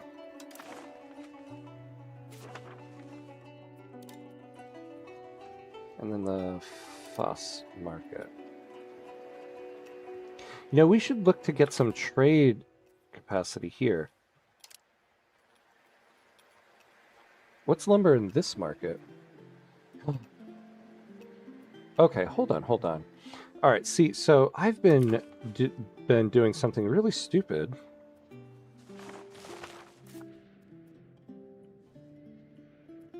I own locations here. We need to be making some trade center, some markets here,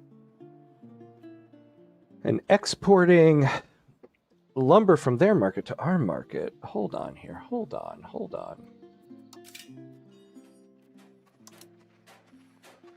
What have I been doing with my life? Maybe if you change your culture to Algerian, you can form Algeria. Yeah, it's possible. It's possible. I'm wondering if we need to change to a republic and then it becomes available as well. But maybe, yeah, maybe if our primary culture changes.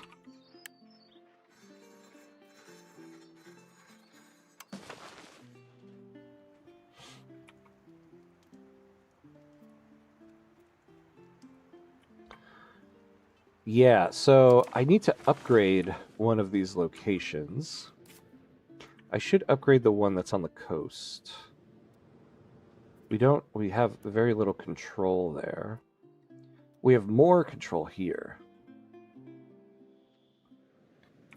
Yes, because there's a road.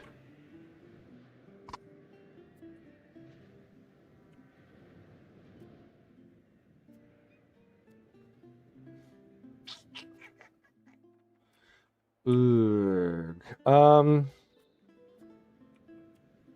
You know, we're going to upgrade this place. We're going to change what this guy's doing. Increase provincial control here. Because we're on the coast. And then we're going to need to upgrade it.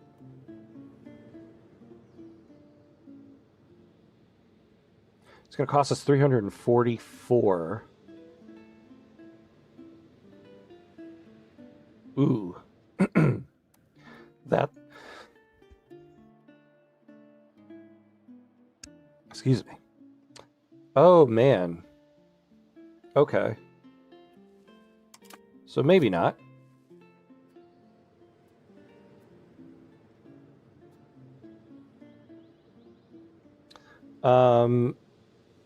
There's some nations you can create which changes culture. Yeah, maybe there is something about changing to Algeria. In my Sweden run, some Finnish cultures eventually united under the Finnish flag. Oh, interesting. So yeah, oh man, okay. I got to do some research into this. I wish EU5 had something similar. What events you can get and the requirements to get them. Yeah, there are missions in this game. If you disable like Iron Man and achievements, then there is an option to enable missions. So you can do like missions in the game. I haven't done any of them other than when I did the tutorial that one time because I want to get achievements. But if you don't go for achievements, you could enable missions, which would give you stuff like that. All right, so maybe we can build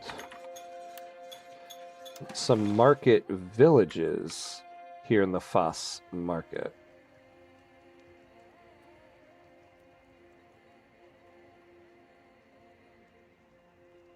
That's what we're going to do. So when we get 28 coin, 28 ducats, we're going to build a market village here. Because we're not really going to be able to upgrade them to a town just yet. But we can start selling things out of the Moroccan market. Get some trade capacity in the Fas market. I should have been doing that a long time ago. Coulda, woulda, shoulda on that one.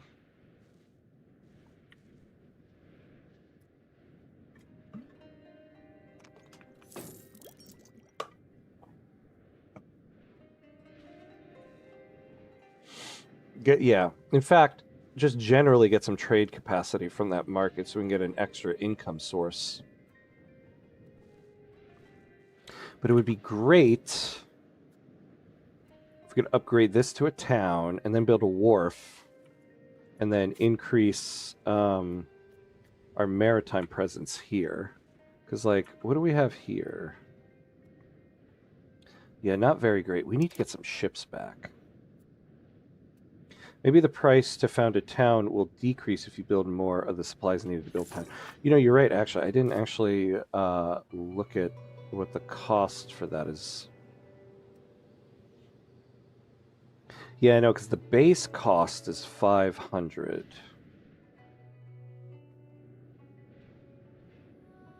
It didn't cost us this much. I feel like, didn't we do this before? Yeah, we made Warana town. Didn't cost us that much.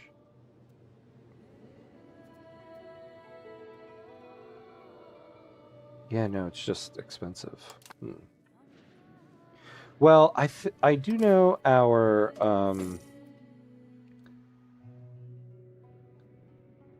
leaders.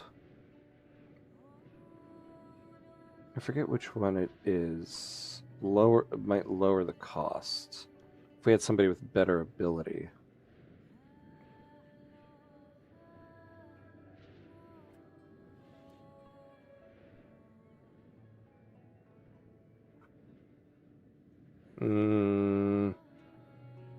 No. Yeah. The inner workings of our government are quite complex and often leave room for corruption and lobbies to grow. The latest challenge to our power comes from none other than Ali in Saleh. According to his rhetoric, Sultan Muhammad Tabalbalt is actively hurting the stability and efficiency of our legal system. In an apparent effort to reverse the damage, Ali suggests the implementation of anti-piracy.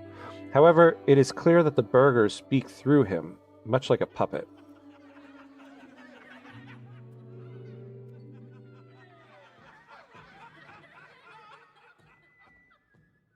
I don't mind that. Oh.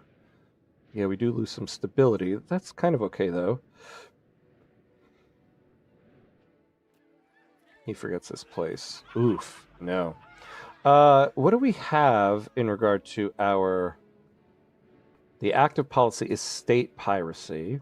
Privateer maintenance. Can hire privateers.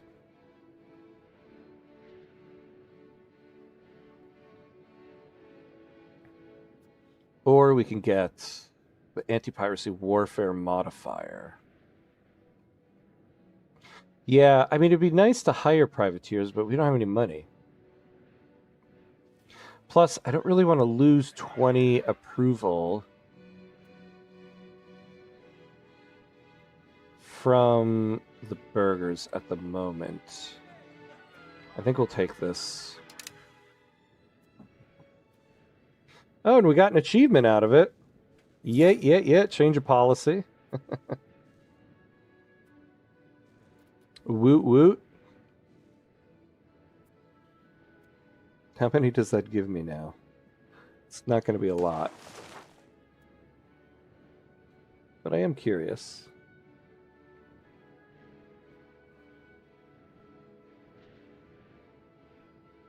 I don't know if it's actually updated on my Steam yet. That's weird. So I suppose what the actual number would be is 11.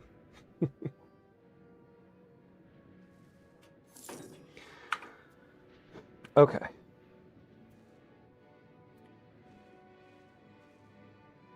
So what was that market place going to be? I forget which building. Is it under laborers? No, it wouldn't be laborers.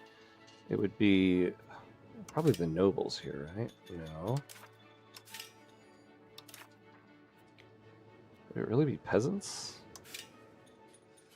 Oh yeah, the market village. 28.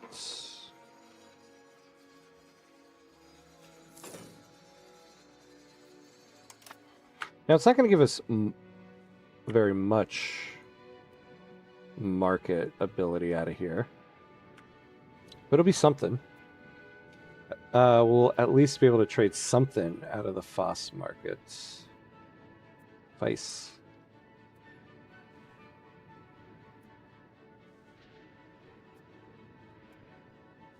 Let's take a look at our budget.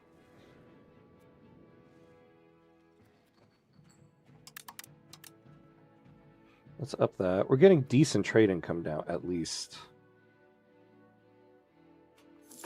A lot of building maintenance, though. Well, all right. We're at the 2-hour mark, so we do need to take a quick 90-second break. Pay homage to the gods of ads here, as we do. So 90 seconds, and we will be right back.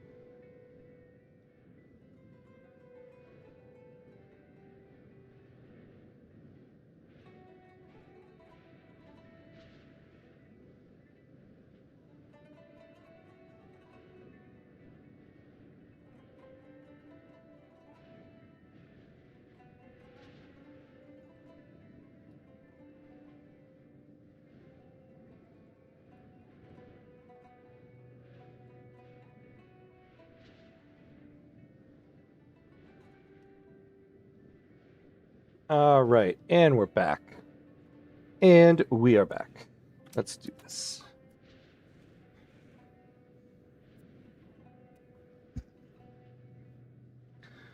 All right, all right, all right.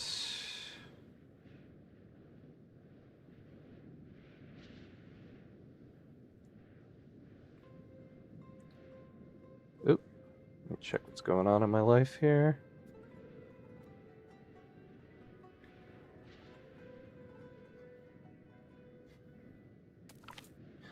Okay. A promising admiral appears. Well, that's nice. One of our Seahawks has turned out to be much better than we first expected.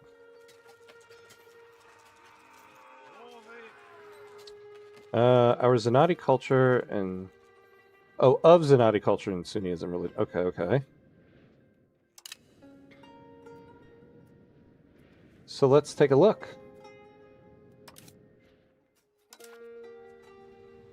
Well, yeah, I guess we need to get a ship first. And a scholar has arrived.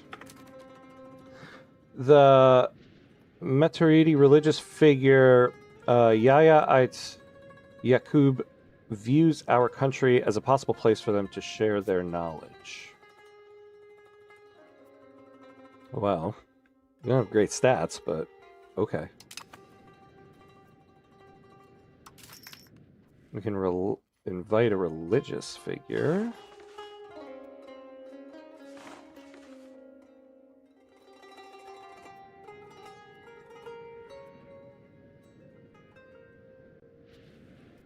I suppose that's the thing we just got.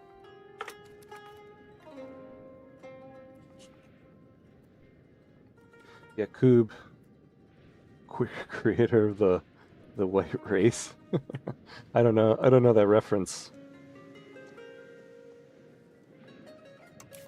Oh, and you know what? We're gonna send our army over here. That'll give us a little bit of an increase in control.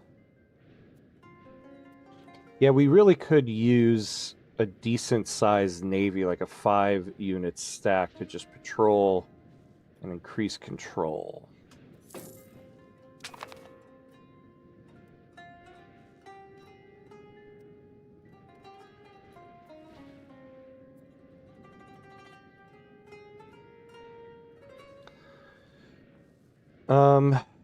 Oh god, our burgers are not doing, or I shouldn't say the burgers. Our AI is not doing great with trades here. Why are we importing dyes though? We can make dyes. It is said this hyper smart black guy got mad and made the white race out of spite or something. Oh, that's interesting. I've never heard that before. It's some mythology. Oh, okay. Well then.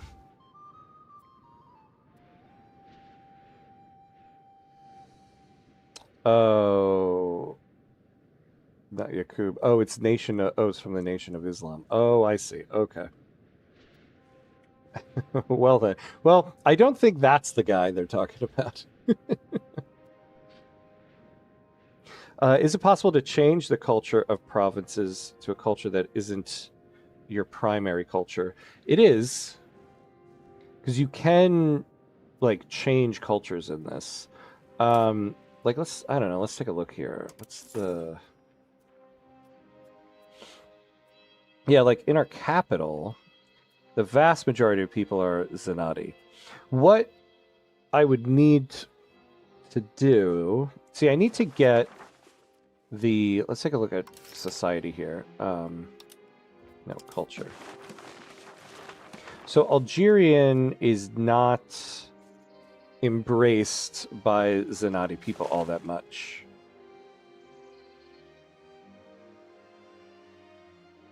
Oh, look at that. It's the primary culture of Zab. Maybe we should have started as Zab.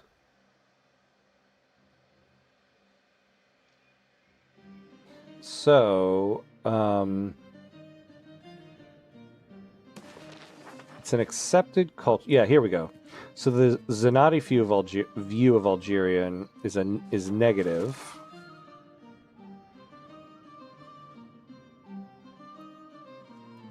And the Algerians' view of Zenati. Oh, interesting. So the pop satisfaction of Algerian pops.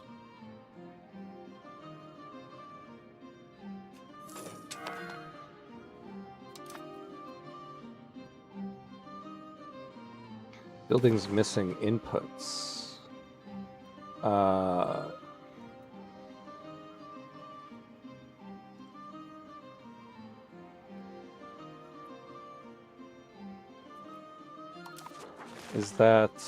Is that our building?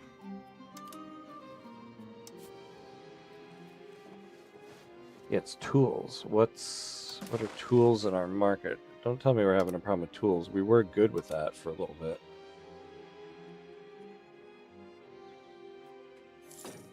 Yeah, no. We're good on tools. That must not be one of ours. Well, no, it wouldn't be coming up for us.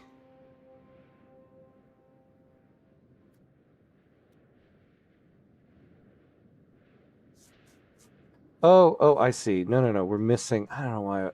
God, I'm an idiot. The fruit orchard is missing lumber. How are we... Are we losing trade advantage in this market?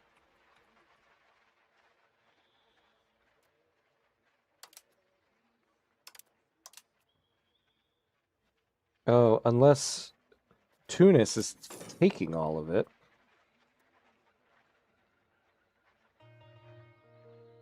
Well, it's not an issue now. Will you convert your province's culture to Algerian? Well, I can't right now. It's not something I can do.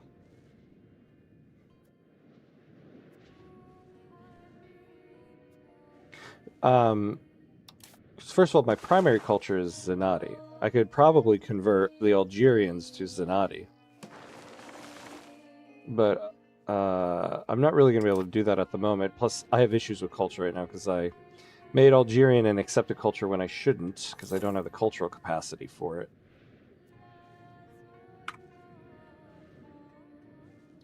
Now, our income is very low.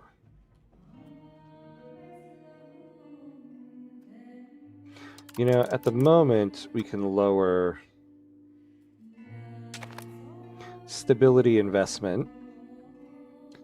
The fruit orchard is in Tlemcen, which for some reason is in Tunis now. Yeah, no, I think there must have been like a month where Tunis was taking a ton more lumber, and so it wasn't getting to us. Because we are second in trade advantage for our main market in Algeria. So they probably just started taking more lumber than they needed to. All right, it appears Ali is now intelligent. Oh. All right, well, then let's give him an administrative education. He gets more of that. So we can do a Majli. What do we have available to us? You know, okay, so there we go, Peter. You were right before, because this is where I had seen the trade efficiency. I didn't notice while the issue is being debated. Okay.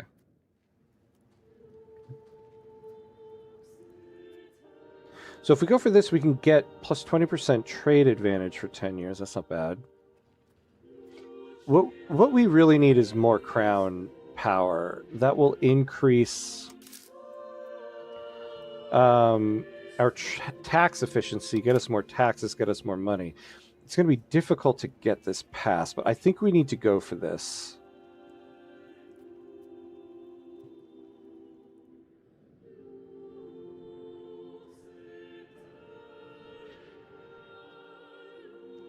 By the way, if you build fishing villages, you can increase the number of sailors. Well, I have plenty of sailors right now. I need to build the boats first. Yeah, it's easy to misread. It is, right? Because it's like... You see this... Oh, whoops. You see this front and center, so you assume that's what you get. But it's actually this thing right here.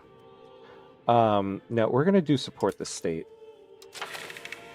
Now, this is going to be a bit of an uphill battle. So, the county of Gilan... Oh, this is kind of an easy one. It's just that the ulama will get pissed about it. Ah, man. Lessen levy obligations. Well, hold on, actually. So, minus 50% nobles levy size for 5 years. I don't plan on going to war in the next 5 years. Now, we might get attacked in the next 5 years, but it might be worth it in order to increase crown authority, crown power by 50%. I'm gonna take a gamble and I'm gonna do this.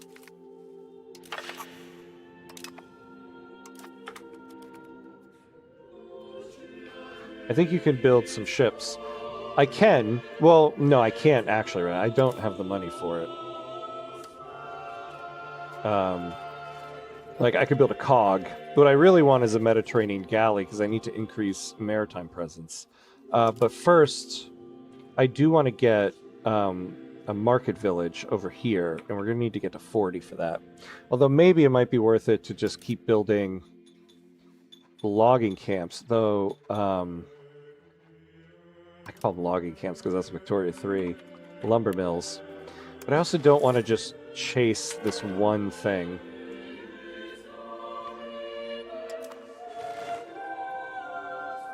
Building a fleet, I usually wait until I can build wharfs and docks. Before that, it's hard to get enough sailors. Yeah, I have a wharf in Iran here. We had a navy. It just got stack wiped in the last war. So we can support a couple Mediterranean galleys. It's just that they're a little expensive. Now, and it's the lumber. Anything that is expensive in our market is because of lumber here. Now, it would be nice, though, because if I can increase maritime presence here, I can increase control here, where I want to build some stuff. So we need to get lumber under control here.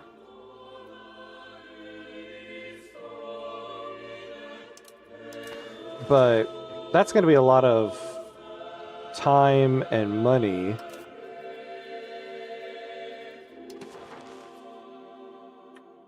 We can build 2 more here.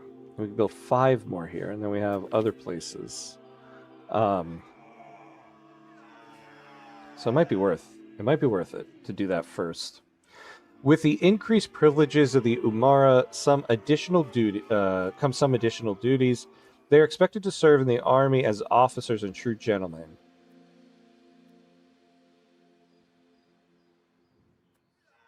Yeah, no, we would like to swing over to plutocracy.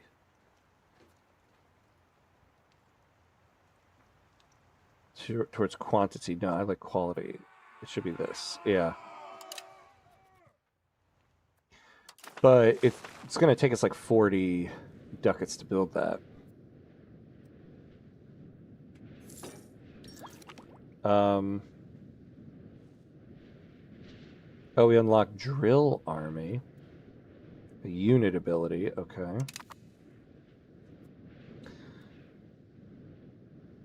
Not really. Galleys need sailors monthly, and you have none extra now. Yeah, well, we have 57. But we're not gaining any sailors, unfortunately. You should build more lumber mills. Yeah, that's what I was just talking about. We're going to try to do that.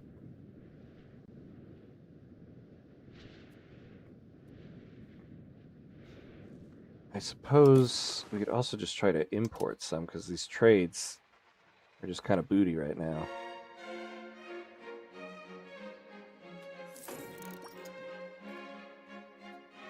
I suppose I could take 1 trade capacity from them. Let's take a look here. Abu Hamus Saida's spending habits have raised some eyebrows. He has been spending large amounts of money, far larger than one of his positions should have access to. Disturbing gifts to the local clergy in his home region and improving the local infrastructure. An investigation has revealed the facts. Rather than serving the Sultan to the best of his abilities, Abu Hamus Saida has been funneling state funds to Saida in order to boost his popularity there.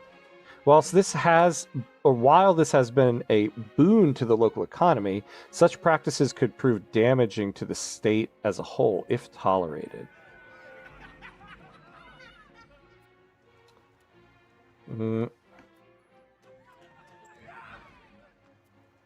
Oh, we could imprison him. Who is this guy? Oh, he's one of our cabinet members, and he's very good. No, we're going to turn a blind eye.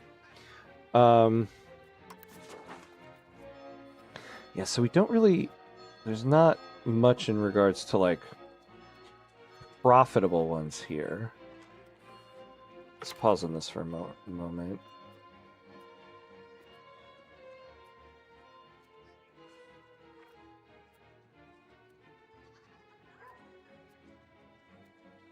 So yeah, here's the problem with us importing lumber, right? We're going to spend 1 trade capacity.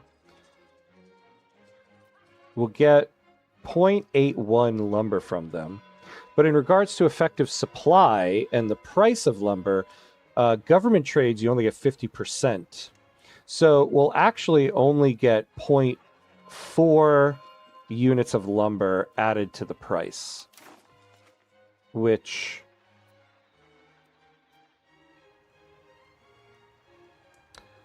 Is it worth using 1 trade capacity on that? I don't think so.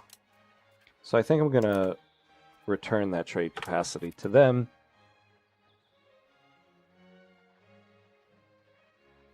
Who can blame him? Yeah, I know, right? Yeah, you got to help yourself when you're living in a situation like this. So let's see, how much extra control are we getting for having our army there?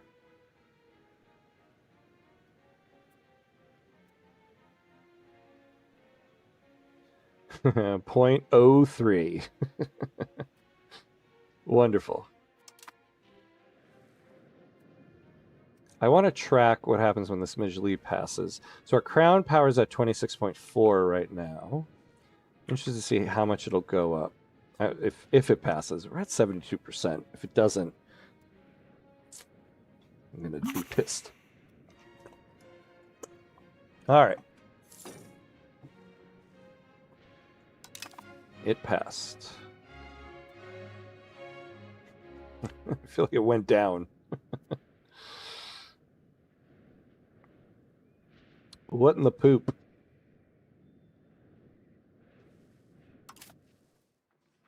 Like, why?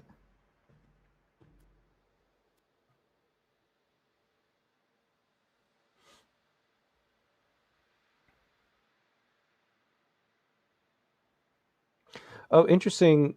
We only have to get above 25% to get rid of this hit to tax efficiency.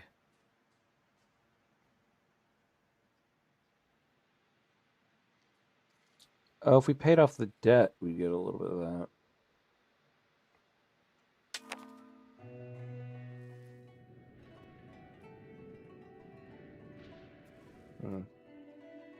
Yeah, why after that Majlis passes is due to them having 182 the total 903 power. But why do we only have 182?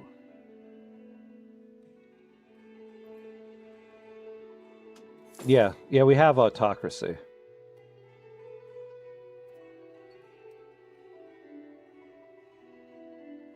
Political power is 182 due to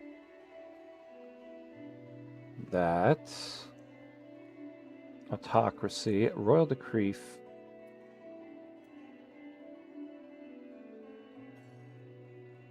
Favor the ruler. I feel like we got nothing from that passing. Well, we did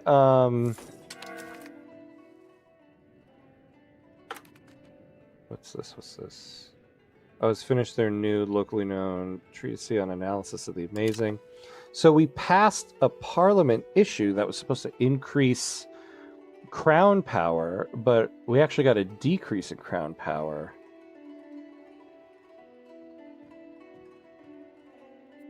His personal stats.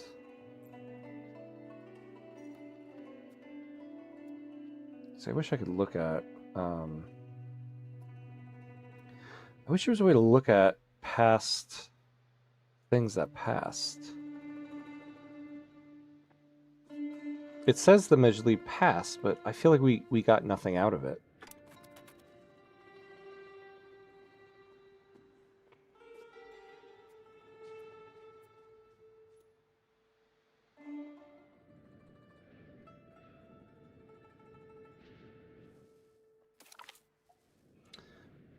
A daughter is born. Your Majesty, a daughter has been born to Sultan Mohammed Tababalt. We were told that the baby is named Tintafawin Tababalt. Excellent. Erg. Okay.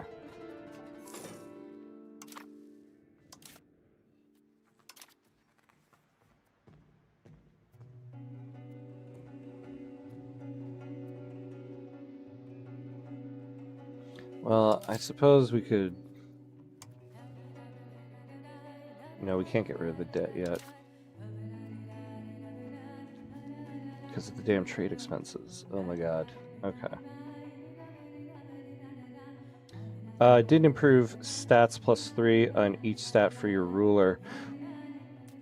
No, yeah, at the end it said that. We got these increased stats, but when we looked at I guess, I don't know, maybe was I confusing the same thing again? We got increased crown power during the enactment. Maybe I think maybe I just made the same mistake again. As I was talking about finally understanding the mistake I made last time, maybe I just made the same mistake again. Because I thought what we were passing was going to give a boost to crown power. I guess it just gave, I mean, we got stats added to this guy. I think I made the same mistake reading the Parliament issue once again. Day in and day out, the lights at the workshop of Khalid at Ibrahim remain lit. Tireless attempts at improving his technique, endless iterations of improving his designs. While he may not be the most capable architect, Khalid at Ibrahim is surely trying and will only improve as time goes on. All right, great. That sounds great, buddy.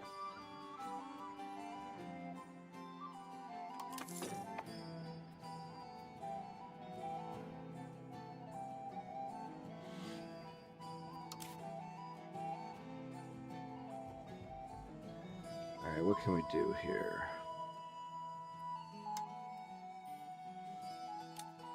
Yeah, we're just going to have to lower things.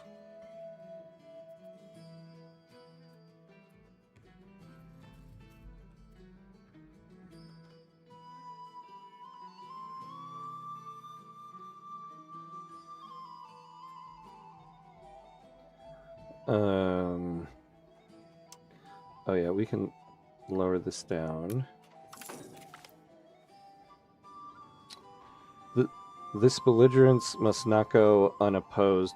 Morocco have pressed what they claim is a perfectly legitimate claims on province casus belli on us.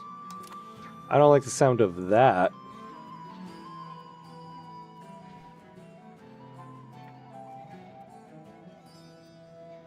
Ugh, what a cursed run this has been.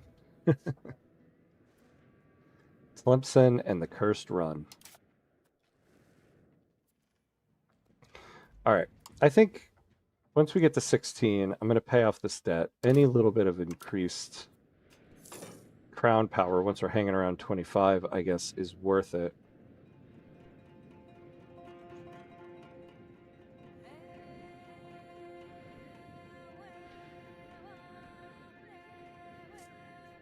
Yeah, we need to stay above 25.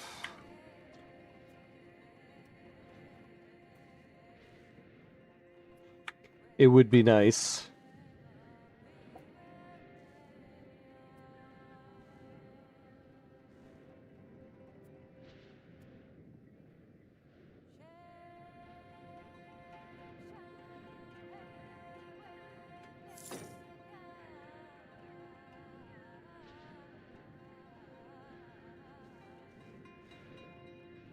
Check back on stream. It said state support Sultan gained +3 on each ability. Ah, oh, God. So I misread it again. Reading is hard. Reading is just a difficult thing, you know? Especially in 1408. All right. Well, thanks for looking back, Peter, because otherwise it's like it would be killing me. Like, what happened there? All right. So I need to be better at reading what I'm getting from these parliamentary issues. Many among the ulama would question the great influence that storytellers have over the life of common men. The traditional hero stories of our people are centuries old, but they risk making a cult out of seriously distorted fates of historical figures. Prominent clerics in Yasala have taken a strong stand against the storytellers of the Sultanate and caution that religious scholars on the past have warned that obsessive listening to stories could lead to false worship. We must ban offensive stories from the Sultanate. What? Oh, we'll get... Oh, no. We'll gain +2 to jurisprudence. I kind of want to do that, then. There's nothing wrong in idealizing our ancestors. No, we must ban these offensive stories. In order to change your primary culture to Algerian, you need Algerian culture to be accepted, and 50% of your development has to be in that culture. Oh, interesting. Okay. Well, we'll try to do that then. We're at 29%.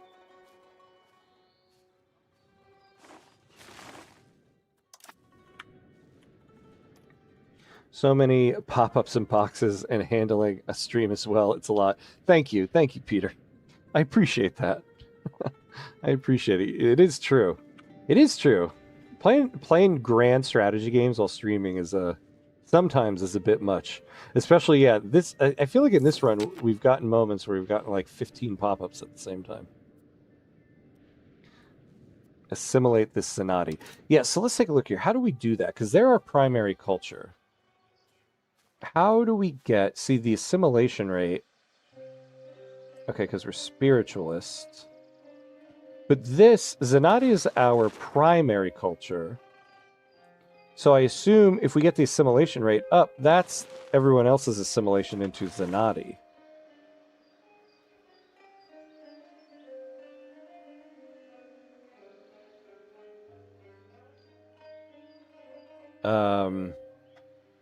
Oh yeah, I got lost even in these games all the time. Yeah, exactly.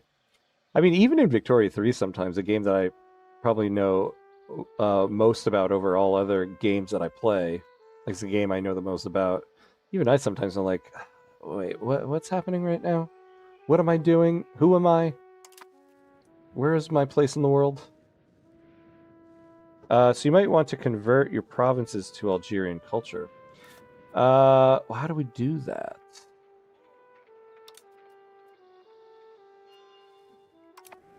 Suppose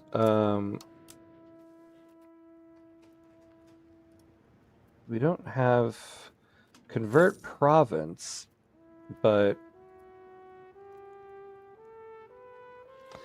that is going to convert. Yeah, see, if we do this is going to convert people to Zenati. Does it let us choose?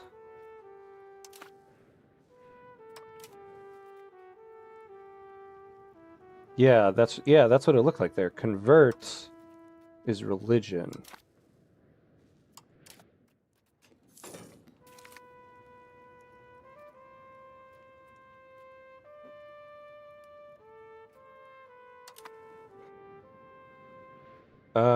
Tunis is now preparing for something. Oh boy. Yes. Oh yeah, that's right. Assimilate is culture. Assimilate culture is what you need to do. And yes, you can assimilate Zenati to Algerian. I use the assimilate pop into our culture. Well, how do we do that though? So we don't have a cabinet. Oh, assimilate pops into our culture. Oh. Well, there we go. Well, let's start with our capital state then, huh? There we go. Simple. Now, what abilities should we do? Diplomatic. Oh yeah, so this guy is actually going to be pretty good at it. So plus 47% bonus. Nice. We picked the right person to do it with. Yep, there you go. Easy.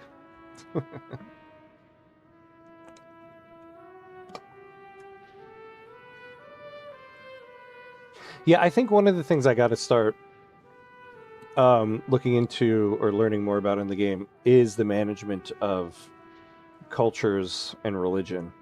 I know just in regards to Victoria 3 how important it is, and I probably know, well, obviously, know a little about that compared to other things in this game so far. So this will be a good thing to see.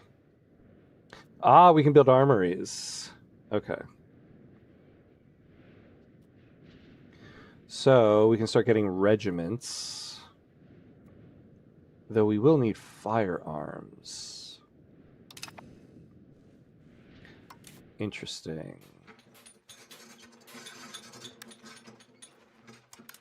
And we don't have a building that can make that yet. Let's take a look at the tree here. Is there something here that'll allow us to build it? Well, let's take a look.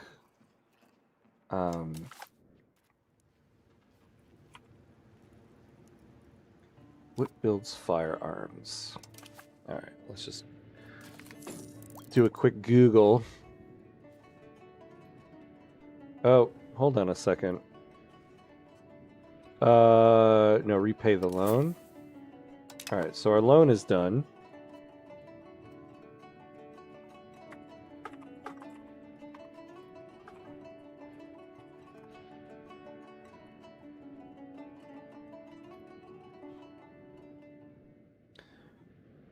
Oh, the gunsmith. The gunsmith.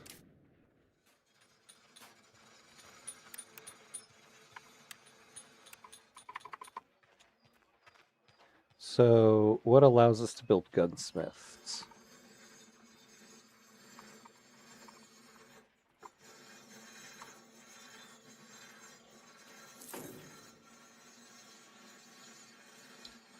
So yeah, you need a town or city.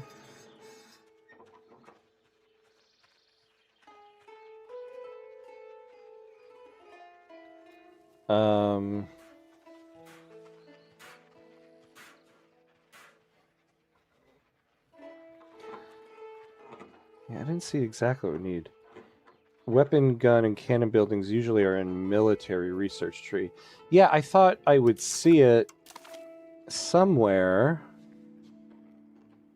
in professional armies here. So we need a gunsmith. Oh. There it is. So maybe we move that up the tree. Oh yeah, what do we have in the queue? Okay, yeah. So we'll finish these two.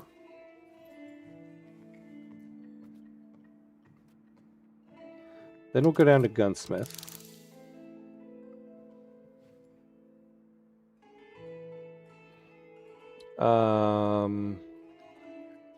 And then we'll get a cannon maker. Let's see.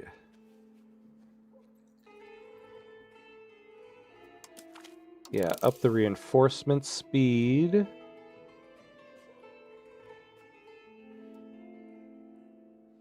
Expanded levies. Yeah.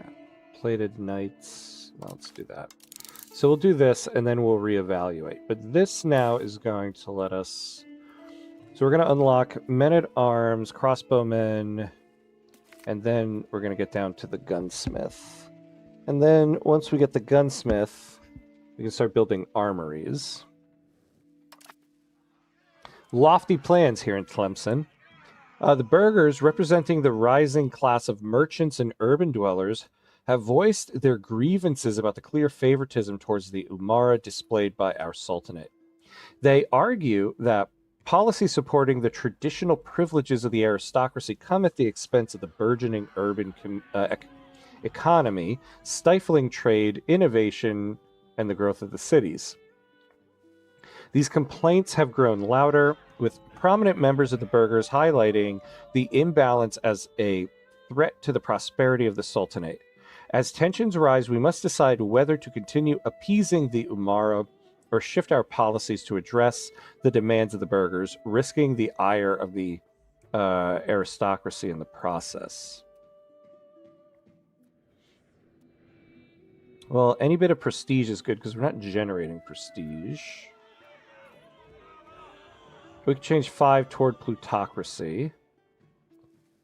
The burghers will gain 10 satisfaction. No, we'll lose 10 on them because they'll be at 46 and they'll go up. I'll take that plus 10 prestige.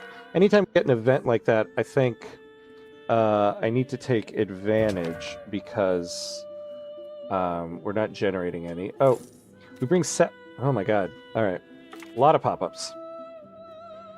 So Abu Zain Saida has announced his marriage. Yeah, that's great. Another marriage announcement. Oh my god, what is this? My late 20s. We bring sad news. Ahmed Ain Mahdi has died at the age of 51. Oh, and he was a cabinet member. Oh, yeah, our cabinet member. Oh, no. His late lordship was the victim of a seemingly unlikely hunting accident. Yikes. Oh, you should have a weaponsmith somewhere as well. Really? Oh.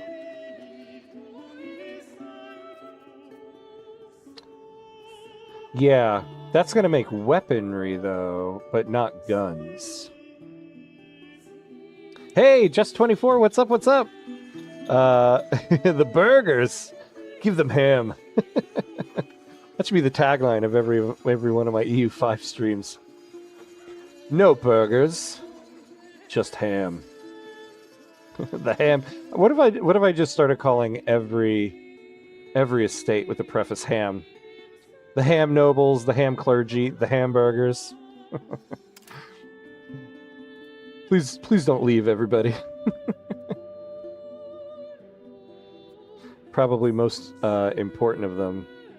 Yeah, the hamburgers. Sorry, plutocrats. You're getting too powerful, says King Ham to the cheer of the nobility. I know. I'm just a bootlicker for the nobility. Alright, so we don't have that... We don't have that loan anymore. Didn't quite do much for our crown power, though.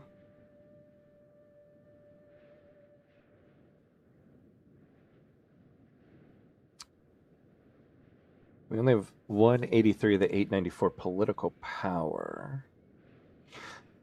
See, at this point, I think really what we need is, instead of raising the crown power, we need to lower the Umara power. Maybe start looking into getting rid of some of these estate privileges, though. Boy, that would take... Yeah, see, this is also one that, like, I mean, we're not going to get to 134 stability. If we were to get to one, what would be the best one to get rid of here?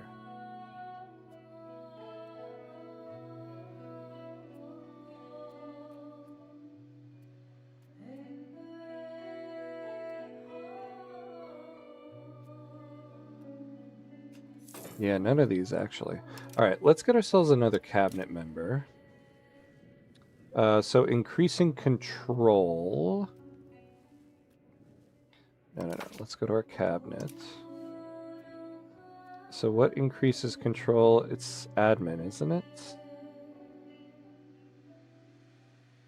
Yeah. Ooh, although we're probably not going to have the money for this. And we have nobody of the crown to do it with.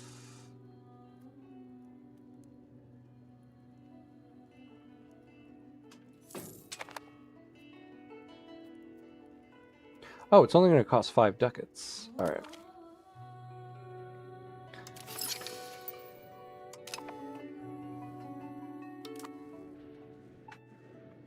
All right.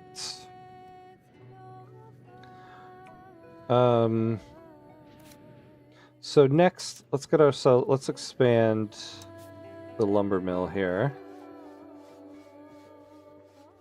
We're gonna need 42 ducats, because that's just the base cost.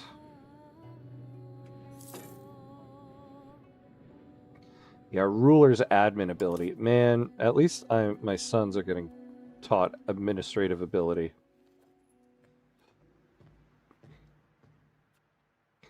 Maybe I should have looked for, when we had the chance, look for a sultan that had better administrative ability. In Vicky 3, it feels mandatory to do. Here, you can use the estates more. Yeah. Wait, mandatory. To do what?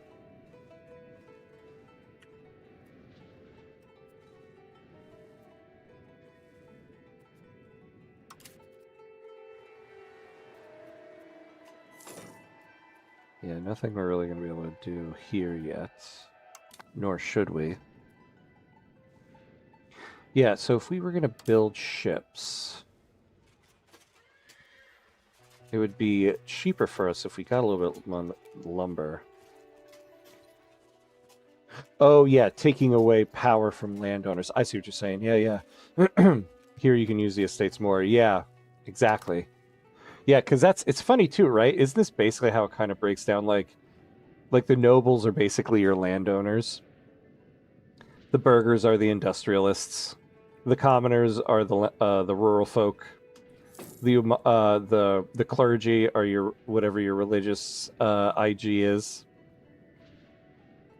Not everybody has these two, but yeah, I guess you got no trade unions and petite bourgeoisie because there's no middle class in 1410. You know, we progressed a good number of years. We got about 11 years in this episode. I feel like sometimes we get maybe like 3 years out of an episode. Yeah, these guys are unhappy, but they're gonna get back up. So our trade income is okay this month.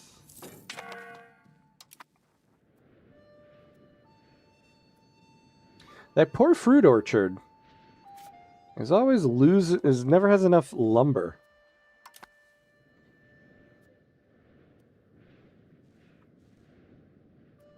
Oh, look at us though. We are getting some decent trade income this month, 4.17.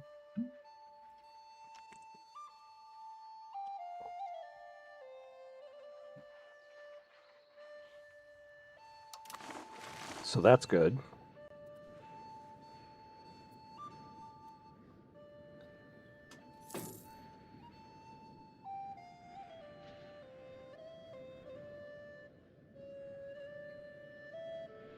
All right.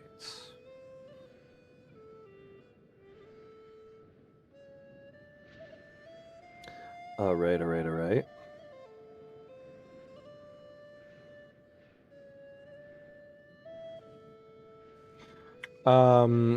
Yeah, so unfortunately, we just gotta, like, get our money up. Ooh, yeah, our legitimacy is below 50, though.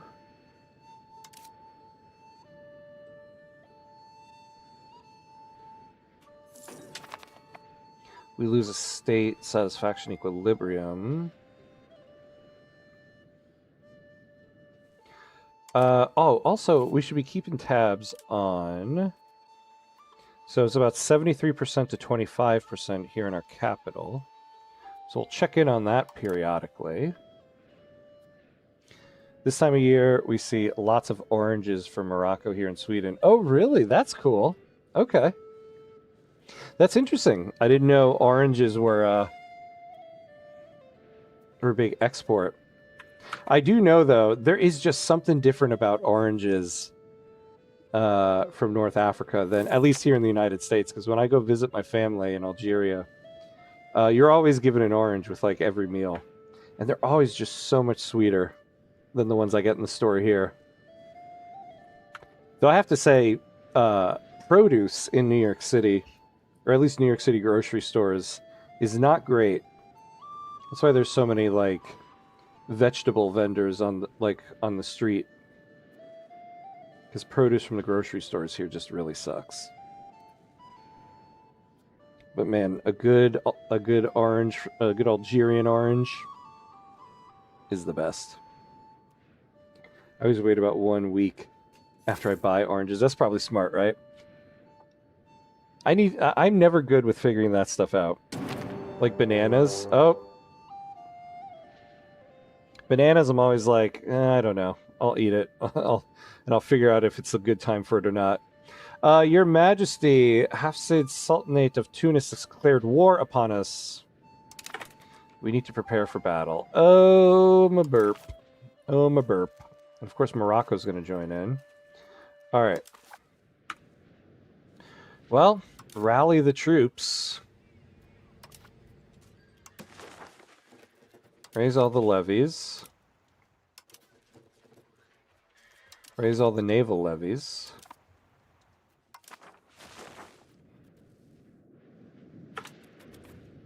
Wait for all of them to rise up. Let's get these guys over here for now. Spain is a huge exporter to Sweden, but it might be smaller harvests in the winter. Oh, and Moroccan fruit gets a larger share. Oh, that's interesting. Wonder why that is. Feels like they're not ripe when they hit the shelf. Yeah. Yeah, here in New York, they're just never good.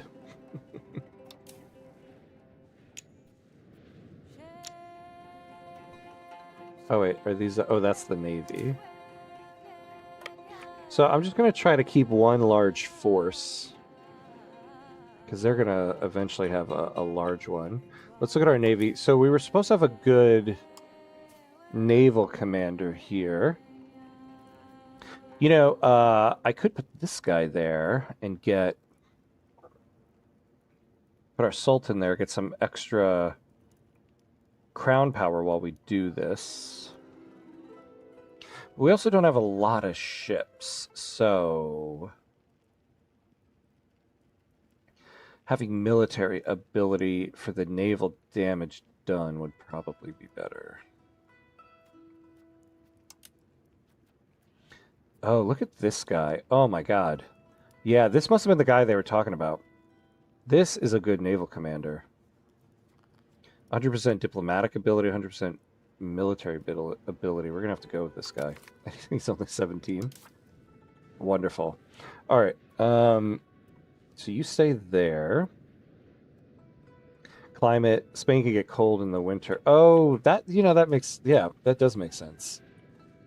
Further south here, Morocco, warmer climate. High plateau.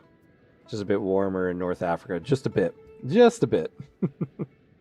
Are the rats really that big as they say there in New York?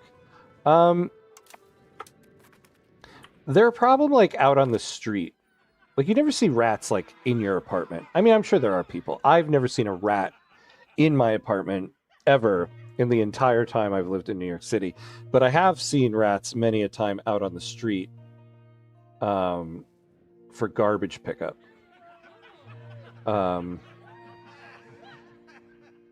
So, you know, it was a problem. Of as bad as Mayor Adams was, his war on rats was the only good thing he did. The garbage pickup in the city is a little bit better in terms of all of the like garbage bins they've put out so that rats can't get to the garbage and everything. So they are a problem out on the street in regards to just getting into garbage. There's never been a problem in terms of like a danger to people or anything like that. But we do have a good amount of rats here in New York City rummaging through garbage if it's left out. Monarchs often struggle to subdue their Umara and secure their standing in the eyes of their peers. The rise of firearms has reduced the Umara's role as warriors, but left them with, in the eyes of the monarchs, too much idle time. In order to dazzle their Umara and keep them occupied, many monarchs are increasingly creating impressive new palaces and introducing elaborate court rituals. Sultan Muhammad Tababalt is no different and has instructed our chief architect to draw up plans for a new grand palace to be built to impress the Umara. Ooh, as much as it would be great, we're not going to go 124 into debt. Do not build it. Don't forget to put in a general. We have a general. We're going to be combining this whole force into one army, and so we have this guy over here.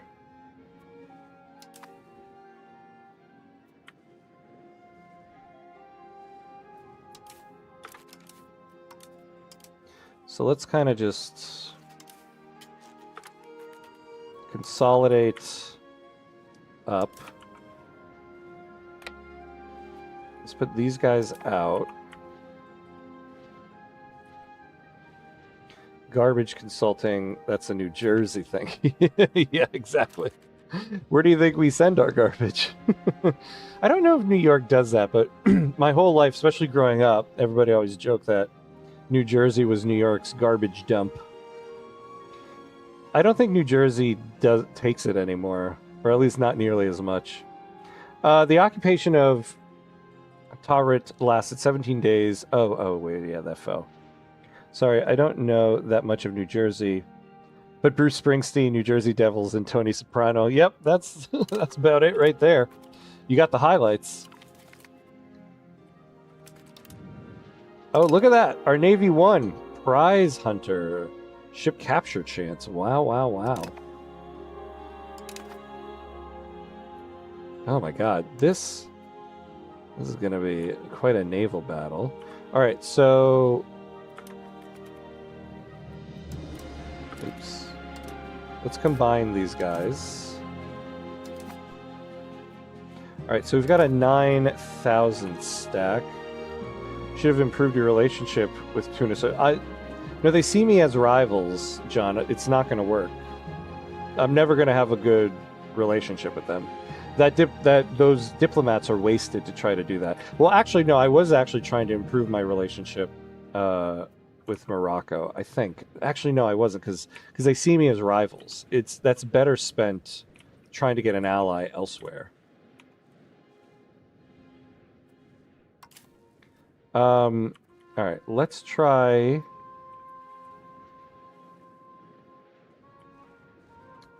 See, I don't really want to leave the capital here, but I don't necessarily want to take on those guys. Well, okay, let me.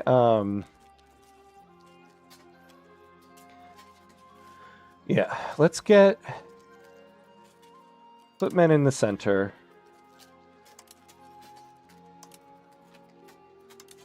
We'll figure out the numbers in a moment. I'll just kind of randomly send them like that. We'll balance out the flanks in a second. I want to keep... Hey, Sneaky Spudworth! What's up, my friend? What's up, what's up? It is a ham-cut stream. It is. Welcome, welcome. How are you? Anyone who doesn't know, Sneaky Spudworth is a fellow streamer who is amazing. Everyone should check out and follow my friend Sneaky Spudworth. I don't have the cool thing that you have, where I get to put something on the screen. It's like, bum, bum, bum! Check this guy out. But everybody should check him out. Doing well, how are you? I'm doing good. I mean, in real life, I'm doing good. In Tlemcen here, we just got the war declared on us, and I'm a little worried about it, if I'm being honest here. All right, we're pretty balanced out there. Go after Tunis first. I don't know. Yeah, that's true. Any terrain advantage on capital. What do we get in here?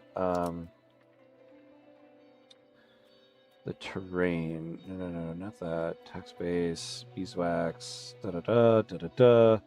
Here we go. Hills.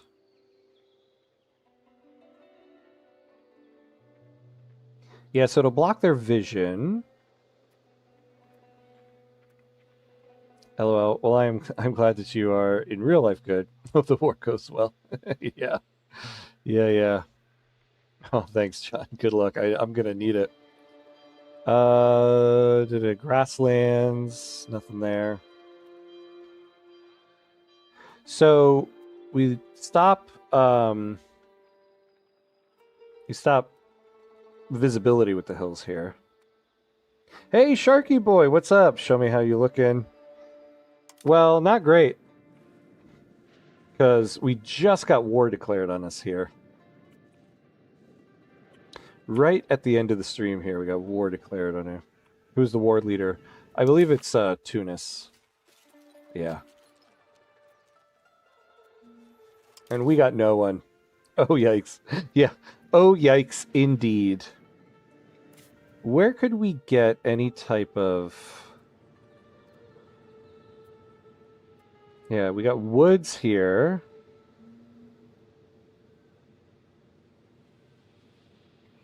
Yeah, there's nowhere we can meet them.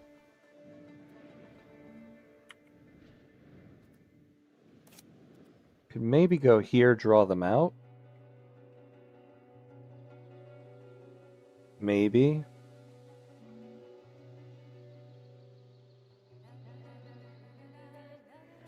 Yeah, this is going to be a tricky one. But unfortunately, we are at time for this episode. So I guess it does give a pretty good cliffhanger for tonight's run. Because unfortunately, this is my hard out time during the day here. But yeah, we had a pretty good run today, other than this war that's popped up right at the end. But we now have professional armies. We do have a pretty strong...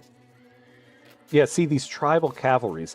This is why I was hesitant before about bringing the tribesmen in as peasants. Because we get these guys.